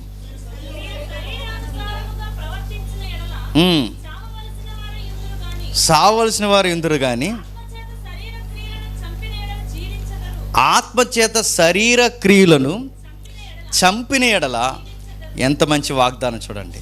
మళ్ళీ చదువుదాం ఒకసారి. మీరు శరీరానుసారంగా ప్రవర్తించిన ఎడల చావవలసిన వారు ఇందురు కానీ ఆత్మచేత శరీర క్రియలను చంపిన ఎడల జీవించదరంటే ఇంకెప్పటికీ నశించిపోం. ఇప్పటి వరకు ఆత్మదేవుడు అర్థం కాకపోతే 2 అవుతుంది, 3 అవుతుంది, రోజు అవుతుంది, తెల్లారిపోతుంది, రోజులు గడిచిపోతున్నాయి. ఎక్కడికి పోతున్నామంటే ఈ లోకానికి ఉన్న ఆన్సర్ ఏంటి తెలుసునా? చచ్చిపోతాం, ఒకరోజు గోతి దగ్గర ఆగిపోతాం. కానీ ఈ రిఫరెన్స్ మనకు చెప్తుంది, నువ్వు ఎక్కడికి ప్రయాణం చేస్తున్నావంటే సాక్షాత్తు దేవుడు ఉండే లోకానికే నీ జర్నీ కంటిన్యూ అవుతుంది. 2 అవుతుంది, 3 అవుతుంది, 4 అవుతుంది, లేదా తెల్లారుతుంది, ఈ రోజులు గడుస్తుందంటే ఎక్కడికి నేను జర్నీ చేస్తున్నాను? ఒకరోజు చావు లేని జీవితానికి నేను జర్నీ చేస్తున్నాను. ఇది ఎవరు తెలియజేస్తారు? ఈ స్పృహ నీకు నాకు ఎవరు ఇస్తారంటే ఆత్మచేత ఎందరు నడిపింపబడతారో వారందరూ దేవుని కుమారులు. ఆ ఆత్మచేత నడిపింపబడిన వారందరికీ ఒక విషయం తెలుస్తుందట, ఇకపై మనం ఎప్పటికీ నశించము, జీవిస్తాం. ఎలా జీవిస్తామంటే దేవుని కుమారులు జీవిస్తారు. ఎందుకంటే దేవుని కుమారుడు సజీవంగా ఉన్నాడు కనుక ఆ కుమారుని యొక్క జ్యేష్ఠత్వాన్ని పొందుకున్న మనం కూడా ఎప్పటికీ సజీవంగా ఉంటాం. మిమ్మల్ని అడుగుతున్న ఒక మాట చెప్పండి, ప్రభువైన యేసుక్రీస్తు వారు జీవించి ఉన్నాడా, చనిపోయి ఉన్నాడా? మన దేవుడు సజీవుడా, మృతుడా? ఈ వాగ్దానం మీరు నమ్మితే మనము కూడా ఆయన్ని ఎడల విశ్వాసం ఉంచిన ఎడల మనము కూడా నశించము. చెప్పండి, ఎప్పటికీ జీవిస్తాం. అందరికీ అర్థం ఉండదు, ఎక్కడికి వెళ్తున్నారు అన్నది వాళ్ళకి ఆన్సర్ లేదు. వాళ్ళు ఎక్కడికి వెళ్తున్నారో, ఎందుకు బతుకుతున్నారో ఏం అర్థం ఉండదు. కానీ ఆత్మదేవుడిని కలిగిన మనకు తెలుసు, మనం ఎక్కడికి వెళ్తున్నామో తెలుసా? కుమారుడైన దేవుడు ఎక్కడున్నాడో చెప్పండి, ఈ కుమారులు కూడా అక్కడికే బయలుదేరుతున్నారు. ఒకరోజు వెళతాం, భక్తుల రొమ్మును ఆనుకుంటాం, వాళ్ళతో పాటు కలిసి జీవిస్తాం. 15 వచనం, అనగా మనం భయపడటకు మీరు దాస్యపు ఆత్మను పొందలేదు కానీ దత్తపుత్రాత్మను పొందితిరి. ఆ ఆత్మ కలిగిన వారై మనము మన దేవుని పిల్లలమని ఆత్మ తానే మన ఆత్మతో కూడా సాక్ష్యం ఇచ్చుచున్నాడు. మన పిల్లలమైతే వారసులము, అనగా దేవుని వారసులము, క్రీస్తుతో కూడా మహిమ పొందుటకు ఆయనతో శ్రమపడిన ఎడల క్రీస్తు తోటి వారసులం. ఎంత గొప్ప వాగ్దానాలు చూడండి. క్రీస్తులాగే శ్రమపడి, క్రీస్తులాగే ఏమున్నా ఏమి లేకపోయినా తండ్రి చిత్తం కొరకు అసువులు బాస్తే క్రీస్తు ఎలా అయితే మహిమ పొందాడో చెప్పండి, మనం అలాగే మహిమ పొందబోతున్నాం. ఒకరోజు క్రీస్తు మహిమలో ఆయనతో పాటు మనము కూడా ఉండబోతున్నాం. ఒకరోజు ఆయన పూర్తిగా ఘనమైన కార్యాలు మనం చూడబోతున్నాం. గొర్రెపిల్ల వివాహ మహోత్సవాన్ని చూడబోతున్నాం. ఆ వివాహంలో ఉండేది ఎవరెవరో కాదు, ఆ వివాహంలో ఉండే పెళ్ళికూతురు ఎవరంటే నువ్వే. నీ వరుడు ఎవరంటే ప్రభు అయిన యేసుక్రీస్తే. మనందరికీ, పెండ్లి కుమారుడికి పెండ్లి కూతురికి తండ్రి ఎవరంటే చెప్పండి, యెహోవా దేవుడే. గుర్తుపెట్టుకో. ఇంత గొప్ప వాగ్దానం, ఇంత గొప్ప దర్శనం, ఇంత గొప్ప నిరీక్షణ ఎవరిని బట్టి ఇవన్నీ మనం నమ్మగలుగుతాం? ఆత్మదేవుని బట్టే. ఇవన్నీ చెప్తుంటే చాలామంది బుర్రకి ఎక్కదండి, చాలామంది బుర్రలకి ఎక్కదు. కానీ కొంతమంది చూడండి, అలా కరెంట్ షాక్ తగిలినట్టుంటే, అరే ఇంత గొప్ప వాగ్దానం ఉందంటే నీళ్ళు ఎవరు పని చేస్తున్నారు? నీకేం అనిపించట్లేదంటే నీకు ఎవరు లేరు చెప్పాలి. ఎప్పుడు వదిలేస్తాడు అనిపిస్తుందంటే నీకేమనిపిస్తుంది చెప్పు. ఆత్మదేవుడు పని చేయట్లేదు. అది ఇంత అమూల్యమైన సంగతులు ఉన్నాయని నీ కళ్ళకి కొన్నిసార్లు సూపర్ బుక్ వీడియోలు చూస్తున్నారు లేదా నాకు తెలియదు, కానీ కొన్ని అక్షరాలు అలా గోల్డ్ లెటర్స్లో లెగిసి అలా కనబడతాయి కంటికి. నీకు ఇలాంటి వచనాలు చదువుతున్నప్పుడు నీకు అలా కనబడుతున్నట్టు నీకు అనిపిస్తున్నాయి అంటే ఎగ్జాక్ట్ అలా అనిపిస్తాయని కాదు, నీకు ఆ ఫీల్ నీకు అనిపిస్తుందంటే వచనాలు చూసినప్పుడు నీళ్ళు ఎవరు పని చేస్తున్నారు చెప్పు. అది పరిశుద్ధాత్ముడి కార్యాలు మనకు చెబుతున్నాడు. పరిశుద్ధాత్ముడి యొక్క వాగ్దానం మనకు చెబుతున్నాడు. నేను ముగిస్తున్నాను. క్రొత్త నిబంధన వాగ్దానం ఏంటో తెలుసా? పరిశుద్ధాత్మను పొందుకోవడమే వాగ్దానం. పాత నిబంధన వాగ్దానాలు ఏంటో తెలుసా? పొలాలు, ఇల్లు, వాకిల, పిల్లలు, ఇంకా ఏవైతే ఉన్నాయో ఆరోగ్య పరిస్థితులు, అవి వాగ్దానాలు. కానీ క్రొత్త నిబంధన వాగ్దానం ఏంటి చెప్పండి? పరిశుద్ధాత్ముడు. అంటే ఇక పాత నిబంధనలో బాగా వినాలి, పాత నిబంధనలో ఉన్న వాగ్దానాలు క్రొత్త నిబంధన కాదు. ఇప్పుడు క్రొత్త నిబంధనలో ఉన్న వాగ్దానం ఒకటే, మీరు ఆత్మదేవుని పొందుకోవడమే క్రొత్త నిబంధన వాగ్దానం. బాధాకరమైన విషయం ఏంటి తెలుసా? మనం క్రొత్త నిబంధన పట్టుకుని క్రొత్త నిబంధనలో జీవిస్తున్నామని చెబుతున్నాం, కానీ అన్నీ ఏ వాగ్దానాల కొరకు కనిపెడతాం చెప్పండి? ఇప్పుడు ప్రసంగాలన్నీ దేని మీద ఆధారపడి ఉన్నాయి చెప్పండి? క్రొత్త నిబంధనలోనే ఉన్నాం, క్రొత్త నిబంధనే చదువుతాం, క్రొత్త నిబంధన వారసులం అని చెప్పుకుంటాం, కానీ అన్నీ ఏటి కొరకు కనిపెడతాం చెప్పండి? ఆ పాత నిబంధన వాగ్దానాల కొరకే కనిపెట్టే వాళ్ళు ఎక్కువైపోయారు తప్ప ఈ ప్రసంగాల్లో, ఈ విశ్వాసుల్లో క్రొత్త నిబంధనల వాగ్దానం, ఆత్మదేవుడే మీకు గొప్ప వాగ్దానం అనేది ఎంతమందికి రుచిస్తుందండి? పరిశుద్ధాత్మ కొరకు మాట్లాడతారు, అభిషేకాలు అంటారు, ఎనాయింటింగ్ అంటారు, ఇదిగో వస్తున్నాడు అంటారు, ఊదుతున్నాం అంటారు, ఇన్ని చెబుతారు. కానీ పరిశుద్ధాత్ముడు వచ్చి నీ హృదయాన్నే మారుస్తున్నాడని ఒక్క ప్రసంగాల్లో మనకు కనబడుతుందా? పరిశుద్ధాత్ముడి పేరు మీద వస్తారు, నిలబడతారు, గడ్డ కరిగిపోయిందండి అంటారు, వెళ్ళిపోతారు. ఆ గడ్డ కరిగిపోయినంటే మళ్ళీ తాగడానికి వెళ్ళిపోతారు. ఇది పరిశుద్ధాత్ముడి కార్యమా? పరిశుద్ధాత్ముడు వచ్చాడు అంటారు, కిడ్నీలో రాళ్ళు పడిపోయాయి అంటారు, మళ్ళీ బయటకు పోయి తాగడం స్టార్ట్ చేస్తారు. ఇది పరిశుద్ధాత్ముడి కార్యమా? పరిశుద్ధాత్ముడి కార్యం అంటే కిడ్నీ మారుతుందో లేదో నాకు తెలియదు, కానీ గడ్డ కరుగుతుందో లేదో నాకు తెలియదు, కానీ నాకు అర్థమైన బైబిల్ సెన్స్లో అని చెప్తున్నాను, పరిశుద్ధాత్ముడి కార్యం అంటే నీ హృదయం మారుతుంది. ఖచ్చితంగా నీ హృదయాన్ని మారుస్తాడు ఆయన. ఒకప్పుడులా లేదురా ఏమే, ఎంత చక్కగా ఎలా అయిపోయిందిరా ఏమంటే ఆ చెల్లి ఆత్మదేవునితో నడుస్తుంది. తమ్ముడు ఒకప్పుడు చాలా ఘోరంగా ఉండేవాడు, ఇంత బాగా ఈడు ఎలా మారిపోయాడు, ఈడు ఎంత ఖచ్చితంగా మాట అంటే మాటే, అవునంటే అవును, కాదన్నంటే కాదన్నట్టు ఎంత ఖచ్చితంగా ఈడు ఎలా నిలబడగలుగుతున్నాడు అంటే వాళ్ళు ఎవరు పని చేస్తున్నారు చెప్పండి? పరిశుద్ధ. నేను ఈరోజు ముగిస్తూ ఒక మాట అడుగుతున్నాను, ఎవరైనా ఇంకా పాత రోత జీవితం నడిస్తే ఈ ప్రశ్న మీ ముందు పెట్టుకోండి, మీరు పరిశుద్ధాత్మను పొందుకున్నారా? నీకు ఇంకా సినిమాలు చూడాలనిపిస్తుంది, నీకు ఇంకా చెత్త వినాలనిపిస్తుంది, నీకు ఇంకా లవ్లు చేయాలనిపిస్తుంది, నీకు ఇంకా చెత్త పనులు చేయాలనిపిస్తుంది, నీకు ఇంకా అబద్ధాలు ఆడాలనిపిస్తుంది, నీకు ఇంకా రకరకాల ఒక్కడి కాదు ఈ దరిద్రం అంతా నీకు అనిపిస్తుంది అంటే నేను తిరగేసి ప్రశ్న అడుగుతున్నాను, అసలు మీరు ఆత్మను పొందుకున్నారా? ఆత్మను పొందుకుంటే హృదయం నెరవేర్చే కార్యాలకి మనం ఇష్టపడం. ఆత్మను కనుక మనం పొందుకున్న వారం అయితే హృదయానుసారమైన దేవుని చిత్తానుసారమైన కార్యాలు, నా తండ్రికి ఇంత విరుద్ధంగా ఈ అబద్ధం నేను ఎలా ఆడగలను, తండ్రికి విరుద్ధంగా ఈ పనులు నేను ఎలా చేయగలను, ఆత్మదేవుడిని నేను ఎలా దుఃఖింప చేయగలను? పరిశుద్ధాత్మ మనలో ఉండి ఏడిస్తేనట, గుర్తుపెట్టుకోండి, మనలో ఉండి ఏడిస్తే వాదించి ఎందుకు ఈ కుర్రోడు ఎలా చేస్తున్నాడు, ఎందుకు ఈ అమ్మాయి ఎలా చేస్తుంది, ఎందుకు ఇలాంటి పనులు చేస్తున్నారని ఆయన బాధపడినప్పుడు బైబిల్లో ఇలా ఉంది, ఆత్మ ఆరిపోద్దట. ఆత్మ ఆరిపోవడం అంటే ఏంటి తెలుసా? పరిశుద్ధాత్మ చచ్చిపోతాడని కాదు, ఇక నీలో వెలగడం, ఆరిపోతాడు, బయటికి వెళ్ళిపోతాడు. ఆత్మదేవుడు మనలో వెళ్ళిపోతే ఎలా ఉంటుందో చెప్పిన, సూసైడ్ చేసుకుని చచ్చిపోతామండి, గుర్తుపెట్టుకోండి. సౌలుని పరిశుద్ధాత్మ వదిలితే ఎలా చచ్చిపోయాడు? సూసైడ్ చేసుకుని చచ్చిపోయాడు. ఇస్కరియోతు యోధాకి ఆత్మదేవుడు వెళ్ళిపోతే ఏమయ్యాడు? సూసైడ్ చేసుకుని చచ్చిపోయాడు. మనలో కనుక పరిశుద్ధాత్మ వెళ్ళిపోతే గుర్తుపెట్టుకోండి, సూసైడ్ చేసుకుని చచ్చిపోతాను. నేను డైలీ హంట్ న్యూస్ ఎంతమంది ఫాలో అయ్యారో నాకు తెలియదు. న్యూస్ ఫాలో అవుతున్నారా? ఆ డైలీ హంట్ యాప్లో ఒక న్యూస్ వచ్చింది విచిత్రంగా. ఇటీవల కాలంలో ఎక్కువ ఆత్మహత్యలు చేసుకుంటున్నారు. ఎందుకు అంటే సర్వేలో తేలిందట పరిశోధనలు. ఎందుకు చెప్పినా వాతావరణ మార్పులే దానికి కారణం అంట. వాతావరణ మార్పులకి ఆత్మహత్యలు చేసుకుంటారంటే సైన్స్ చెప్తుందంట వాతావరణ మార్పులకే కారణం అని. కానీ ఆ సైన్స్ చెప్పింది నేను నమ్మను, కానీ ఒకటి నమ్ముతాను నేను. ఎంతమంది సూసైడ్ చేసుకుంటున్నారంటే కారణం ఏంటి చెప్పనా? దేవుని పిల్లలు సూసైడ్ చేసుకుంటున్నారంటే కారణం ఏంటి చెప్పనా? వాళ్ళని ఆత్మదేవుడు వదిలి వెళ్ళిపోయాడు. దురాత్మ వాళ్ళలోకి వచ్చింది. ఆ ఆత్మ వాళ్ళని ప్రేరేపిస్తుంది, చచ్చిపో అంటదంట. చాలామంది మళ్ళీ ఆ న్యూస్ వచ్చింది, ఏఐ టెక్నాలజీ ఉందిగా, అది ఆస్ట్రేలియాలోనూ నిన్న ఎక్కడ ఫారెన్లో కొట్టారట. హ్యూమన్ బీయింగ్స్ అంటే ఏంటి అని కొడితే అది ఇచ్చిన ఆన్సర్ ఏంటో చెప్పిన భయపడిపోతుంది ఇప్పుడు ప్రపంచం. అది ఇచ్చిన ఆన్సర్ ఏంటో తెలుసా? మానవులు ఈ భూమికి బరువు, చచ్చిపోండి మీ అందరూ అందంట. నిజంగానే అదా, మీరందరూ బరువు, మీ వల్ల ఉపయోగం ఏంటి? వనరులు వేస్ట్ అయిపోతున్నాయి, చచ్చిపోండి అందంట.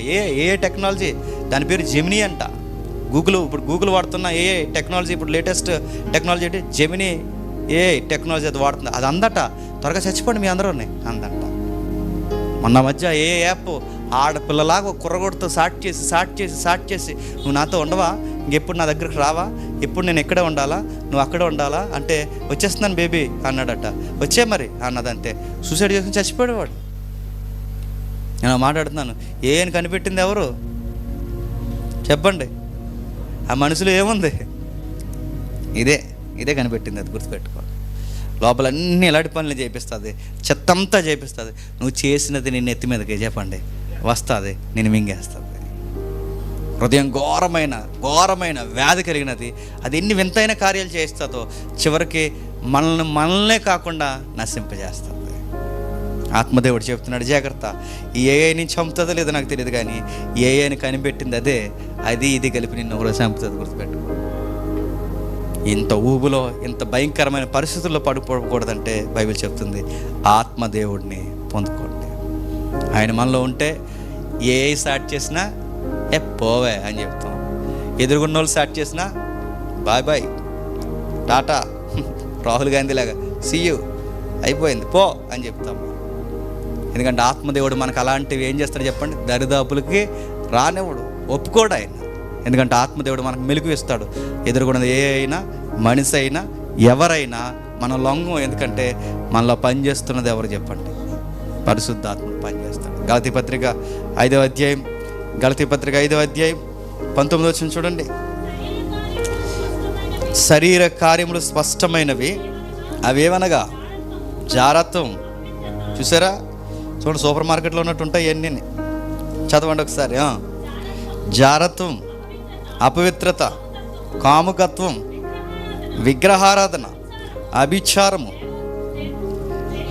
దేశములు, కలహములు, మత్సరములు, క్రోధములు, కక్షలు, భేదములు, నిమిత్తములు, అసూయలు, మత్తతులు, అల్లరితో కూడిన ఆటపాటలు మొదలైనవి, వీటిని గూర్చి నేను మునుపు చెప్పిన ప్రకారము, ఇక్కడ జాగ్రత్తగా చదివితే భయం వేయాలి, ఇట్టి వాటిని చేయువారు దేవుని రాజ్యమును స్వతంత్రించుకొనరని మీతో స్పష్టముగా చెప్పుచున్నాను.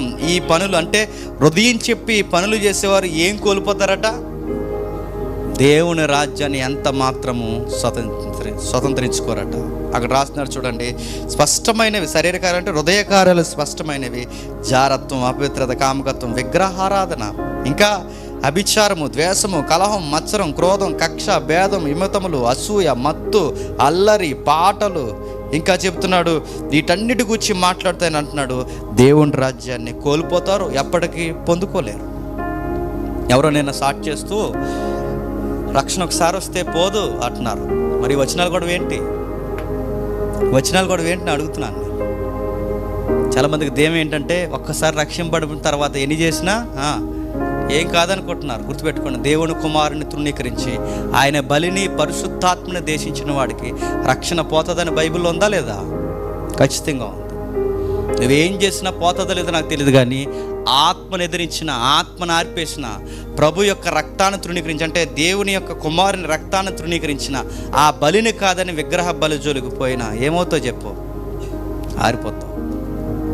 దేవుని రాజ్యాన్ని ఎప్పటికీ స్వతంత్రించుకోలేవు. దేవుడు చెప్తున్నాడు స్పష్టంగా, ఆత్మను ఎదిరించినా కుమారుని ఎదిరించినా ఖచ్చితంగా నశించిపోతారు. 16వ వచనం చూడండి. 16వ వచనం, నేను చెప్పినదేమనగా ఆత్మానుసారంగా నడుచుకునుడి, అప్పుడు మీ శరీరేచ్ఛలు నెరవేర్చరు. శరీరము ఆత్మకును, ఆత్మ శరీరానికి విరోధముగా అపేక్షించును. ఇవి ఒకదానికి ఒకటి వ్యతిరేకముగా ఉన్నవి కనుక మీరు ఏమి నిశ్చయింతురో వాటిని చేయకుందరు. మీరు ఆత్మచేత నడిపింపబడిన ఎడల ధర్మశాస్త్రానికి లోనైన వారు కారు. ఎంత స్పష్టంగా చెప్తున్నాడండి. ఒకదానికొకటి విరుద్ధంగా ఉందంట. ఒకదానికొకటి అంటే శరీరానికి ఆత్మకి ఒకదానికొకటి పడదు. ఇక్కడ శరీరం అనగానే హృదయమే. మీ హృదయానికి పరిశుద్ధాత్మ పడదు. హృదయమేమో ఎలా చేయమంటుంది, ఆత్మదేవుడేమో చెప్పండి అలా చేయొద్దు అంటాడు. ఆత్మదేవుడేమో తండ్రి చిత్తము నెరవేర్చమంటాడు. హృదయమేమో పర్లేదులే అంటుంది. ఒకదానికొకటి నీకు ఎలా చేయాలి, దేవుని కొరకు నేను నీతిగా బతకాలని నీకు అనిపిస్తున్నప్పుడు మరో సైడ్ నుంచి పర్లేదులే, ఈ ఒక్కసారికే పర్లేదులే అని నీకు చెప్తుందంటే ఆత్మను ఎదిరించే గోస నీ హృదయానికి ఉందని మర్చిపో. రెండు పోరాటాలు నీలో జరిగితే ఈరోజే, ఈ ముగిస్తున్నప్పుడే ఈరోజే నువ్వు జ్ఞాపకం పెట్టుకో, దేవా ఈ రోత హృదయాన్ని తీసే, దేవా ఈ పనికిమాల హృదయాన్ని తీసే, నీ ఆత్మకార్యం నా జీవితంలో జరిగించు. ఎన్ని సంవత్సరాలు గడిచిపోయినా, 10 సంవత్సరాలు అయిపోయినా, 20 సంవత్సరాలు అయిపోయినా, 30 సంవత్సరాలు అయిపోయినా, ఎప్పటికీ నీ నీతిని నేను నెరవేర్చలేకపోతున్నానంటే ఇప్పటికీ నా హృదయం మారలేదు ప్రభువా, నా హృదయాన్ని మార్చని అడుగు. మా ఆత్మీయ జీవితం మారాలని అన్నయ్య ప్రార్థన చేయండి అంటే నేను అడుగుతున్నాను మళ్ళీ ఆత్మీయ జీవితం మారాలంటే గుర్తుపెట్టుకో, చర్చ్ మారడం కాదు, మాటలు మారడం కాదు, నీ హృదయం మారిపోవాలి. అందుకే మోమాటం లేకుండా దేవుడిని అడగండి, దేవా మా హృదయాన్ని మార్చు. ముగించేద్దాం. యెహెజ్కేలు గ్రంథం 36వ అధ్యాయం. యెహెజ్కేలు గ్రంథం 36వ అధ్యాయం. 26వ వచనం నుండి, పవిత్ర హృదయమును మీకు ఇచ్చేదను, నూతన హృదయము మీకు ఇచ్చేదను, నూతన స్వభావం మీకు కలుగు చేసేదను, రాతి గుండె మీలో నుంచి తీసివేసి మాంసపు గుండె మీకు ఇచ్చేదను, నా ఆత్మ యందుంచి నా కట్టడలను అనుసరించి వారుగాను నా విధులను గైకొని వారుగాను మిమ్మును చేసేది. ఇదేనండి మన వాగ్దానం. ఇప్పుడు చెప్పండి, యెర్మియా, యెహెజ్కేలు, పాత నిబంధన, మలాకి పుస్తకాలన్నిటిలో రాబోతున్న ప్రజలకు ఇచ్చిన గొప్ప వాగ్దానం ఏంటి చెప్పండి? నా ఆత్మను మీకు ఇస్తాను. నా ఆత్మను మీకు ఎప్పుడైతే ఇస్తానో మీ మాంసపు గుండెని తీసేస్తానో, ఇదిగో రాతి గుండెని తీసేస్తాను, మీకు మాంసపు గుండెని ఇస్తాను, మీ శరీర కార్యాలు తీసేస్తాను, నూతన హృదయాన్ని మీకు ఇస్తాను, నూతన స్వభావం, నూతన హృదయం, నూతన స్వభావం. అంటే ఈ నేచర్ మనకి పోతుందట. ఎవరొస్తే పోతుంది? పరిశుద్ధాత్మ వస్తుంది. అందుకే చెప్పండి, క్రొత్త నిబంధన అంతా పిండితే దేవుడిచ్చిన గొప్ప వాగ్దానం ఏంటి చెప్పండి మనకి? పరిశుద్ధాత్ముడే. అడుగుడి మీకు ఇవ్వబడును, తట్టుడి మీకు తీయబడును, వెతుకుడి మీకు దొరుకును. ఏంటనుకుంటున్నారు మీరు? అడగండి వజ్రాలు దొరుకుతాయని కాదు. అడుగుడి, వెతుకుడి, తట్టుడి. ఇవన్నీ దేని గురించి, ఎవరి గురించి రాస్తున్నాడు ఆ మాటలు? పరిశుద్ధాత్మను గురించి. అడగండి, పరిశుద్ధాత్ముడు ఇస్తాడు. వెతకండి, పరిశుద్ధాత్ముడు ఇస్తాడు. తట్టండి, పరిశుద్ధాత్ముని దేవుడు మీకు ఇస్తాడు. మీరు తండ్రిని ఏమడిగినను ఆయన ఇస్తాడు. అన్నిటికన్నా గొప్పది పరిశుద్ధాత్ముడిని మీకు అనుగ్రహిస్తాడు. మీరు ఏమడుగుతారంటే ఆ టెక్స్ట్లో చెప్తాడు. రొట్టెలు అడుగుతున్నారు, బట్టలు అడుగుతున్నారు, వాకులు అడుగుతున్నారు, కానీ ప్రభు అయిన యేసుక్రీస్తు వారు అక్కడ అంటాడు, మీరు రొట్టెను, ఇంటిని, బట్టని అడుగుతున్నారు, కానీ దేవుడు అంతకన్నా గొప్పది మీకు ఇవ్వాలనుకుంటున్నాడు. అంటే రొట్టె కన్నా, బట్ట కన్నా, ఆస్తుల కన్నా, అన్నిటికన్నా గొప్పది ఏంటి? యేసయ్య అని అడిగితే ఆ సందర్భంలో చెప్తాడు, అన్నిటికన్నా గొప్పది పరిశుద్ధాత్ముడిని మీకు ఇస్తాడంట. ఇటు మన శరీర అవసరతల కన్నా పరిశుద్ధాత్ముడే గొప్పవాడంటే బైబిల్ చెబుతుంది. మీకు రుచించినా రుచించకపోయినా పరిశుద్ధాత్ముడే గొప్పవాడు. ఆయన ఉంటే చాలు, ఒకరోజు మనల్ని ఏ లోటు లేని నిత్యత్వానికి మనల్ని తీసుకెళ్తాడు. పేతురు ఏమంటున్నాడు చూడండి. పేతురు రాసిన రెండో పత్రిక 1వ అధ్యాయం పేతురు రాసిన 2వ పత్రిక 1వ అధ్యాయం 3వ వచనం చూడండి. తన మహిమను బట్టి గుణాతిశయమును బట్టి మనం పిలిచిన వాని గూర్చిన అనుభవ జ్ఞానం మూలముగా ఆయన దైవశక్తి జీవమునకును భక్తినికి కావలసిన వాటన్నిటినీ మనకు దయచేయుచున్నందున దేవుని గూర్చినట్టు మన ప్రభు అయిన యేసుక్రీస్తు వారు గూర్చినట్టునైనా అనుభవ జ్ఞానం వలన మీకు కృపయు సమాధానం విస్తరించునుగాక. ఆ మహిమ గుణాతిశయములను బట్టి ఆయన మనకు అమూల్యమును అత్యధికములైన వాగ్దానములను అనుగ్రహించండి. అత్యధికమైన వాగ్దానములను నేను అడుగుతున్నాను. అన్నిటికన్నా గొప్ప వాగ్దానాలు ఏంటి చెప్పండి? ఇక్కడ చెప్తున్నాడు చూడండి. అన్నిటికన్నా గొప్ప వాగ్దానాలు ఏంటి? దైవశక్తి జీవమును గూర్చిన జ్ఞానము, ఆయన తండ్రి అయిన దేవుని గూర్చిన జ్ఞానము, ప్రభు అయిన యేసుక్రీస్తు వారు గూర్చిన జ్ఞానము, అన్నిటికన్నా ముఖ్యంగా నిత్యత్వాన్ని గూర్చిన నిరీక్షణ, అన్నిటికన్నా గొప్పది పరిశుద్ధాత్ముడు అనే వాగ్దానం. ఇవన్నిటికన్నా గొప్ప వాగ్దానాలు పరిశుద్ధాత్మ మనకు అనుగ్రహించి, ఇదిగో మీరు దాని కొరకు కనిపెట్టని చెప్తున్నాడు. ఇప్పుడు చెప్పండి, ఆత్మదేవుని కలిగిన వారి కిందికి చెప్తున్నాడు, దురాశను అనుసరించుట్లో లోకమందు భ్రష్టత్వముని ఈ వాగ్దానం మూలంగా మీరు తప్పించుకొని దేవ స్వభావనందు పాలువారగినట్లు వాటిని అనుగ్రహించును. అంటే చివరికి మనలో ఏ స్వభావం అది చెప్పండి. ఒకప్పుడు ఈడేనా ఇలా ఉండేవాడంటే, ఒకప్పుడు అలా ఉండేవాడు, ఇప్పుడు లేడు. ఒకప్పుడు ఈమెనా ఇంత దారుణంగా ఉండేది అంటే, ఈమె ఏంటి అంత దారుణంగా ఉండేది, ఇప్పుడు ఇంత ఎలా మారిపోయిందంటే, ఆమెలో భ్రష్ట స్వభావం పోయింది. ఆ భ్రష్ట స్వభావం పోయింది, పాత స్వభావం పోయింది, రోత స్వభావం పోయింది. ఇప్పుడు ఎవరి స్వభావం వచ్చింది? దేవుని స్వభావం, పరిశుద్ధాత్మ స్వభావం వచ్చింది. ఆ స్వభావంలో పాలువారైపోయారు. దీనిని బట్టి మనం ఏమవుతాం? పూర్ణ జాగ్రత్త కలిగిన వారమై విశ్వాసమందు, సద్గుణముల యందు, జ్ఞానమందు ఆశ నిగ్రహం, సహవాసం బట్టి భక్తి యందు సహోదర ప్రేమ యందు దయ, వీటి ఒకదానికొకటి అమర్చుకొని సోమరతత్వాన్ని తీసివేసి దేవుని ఉద్యోగ కార్యాలు చేయడానికి ముందుకు పోతామంట.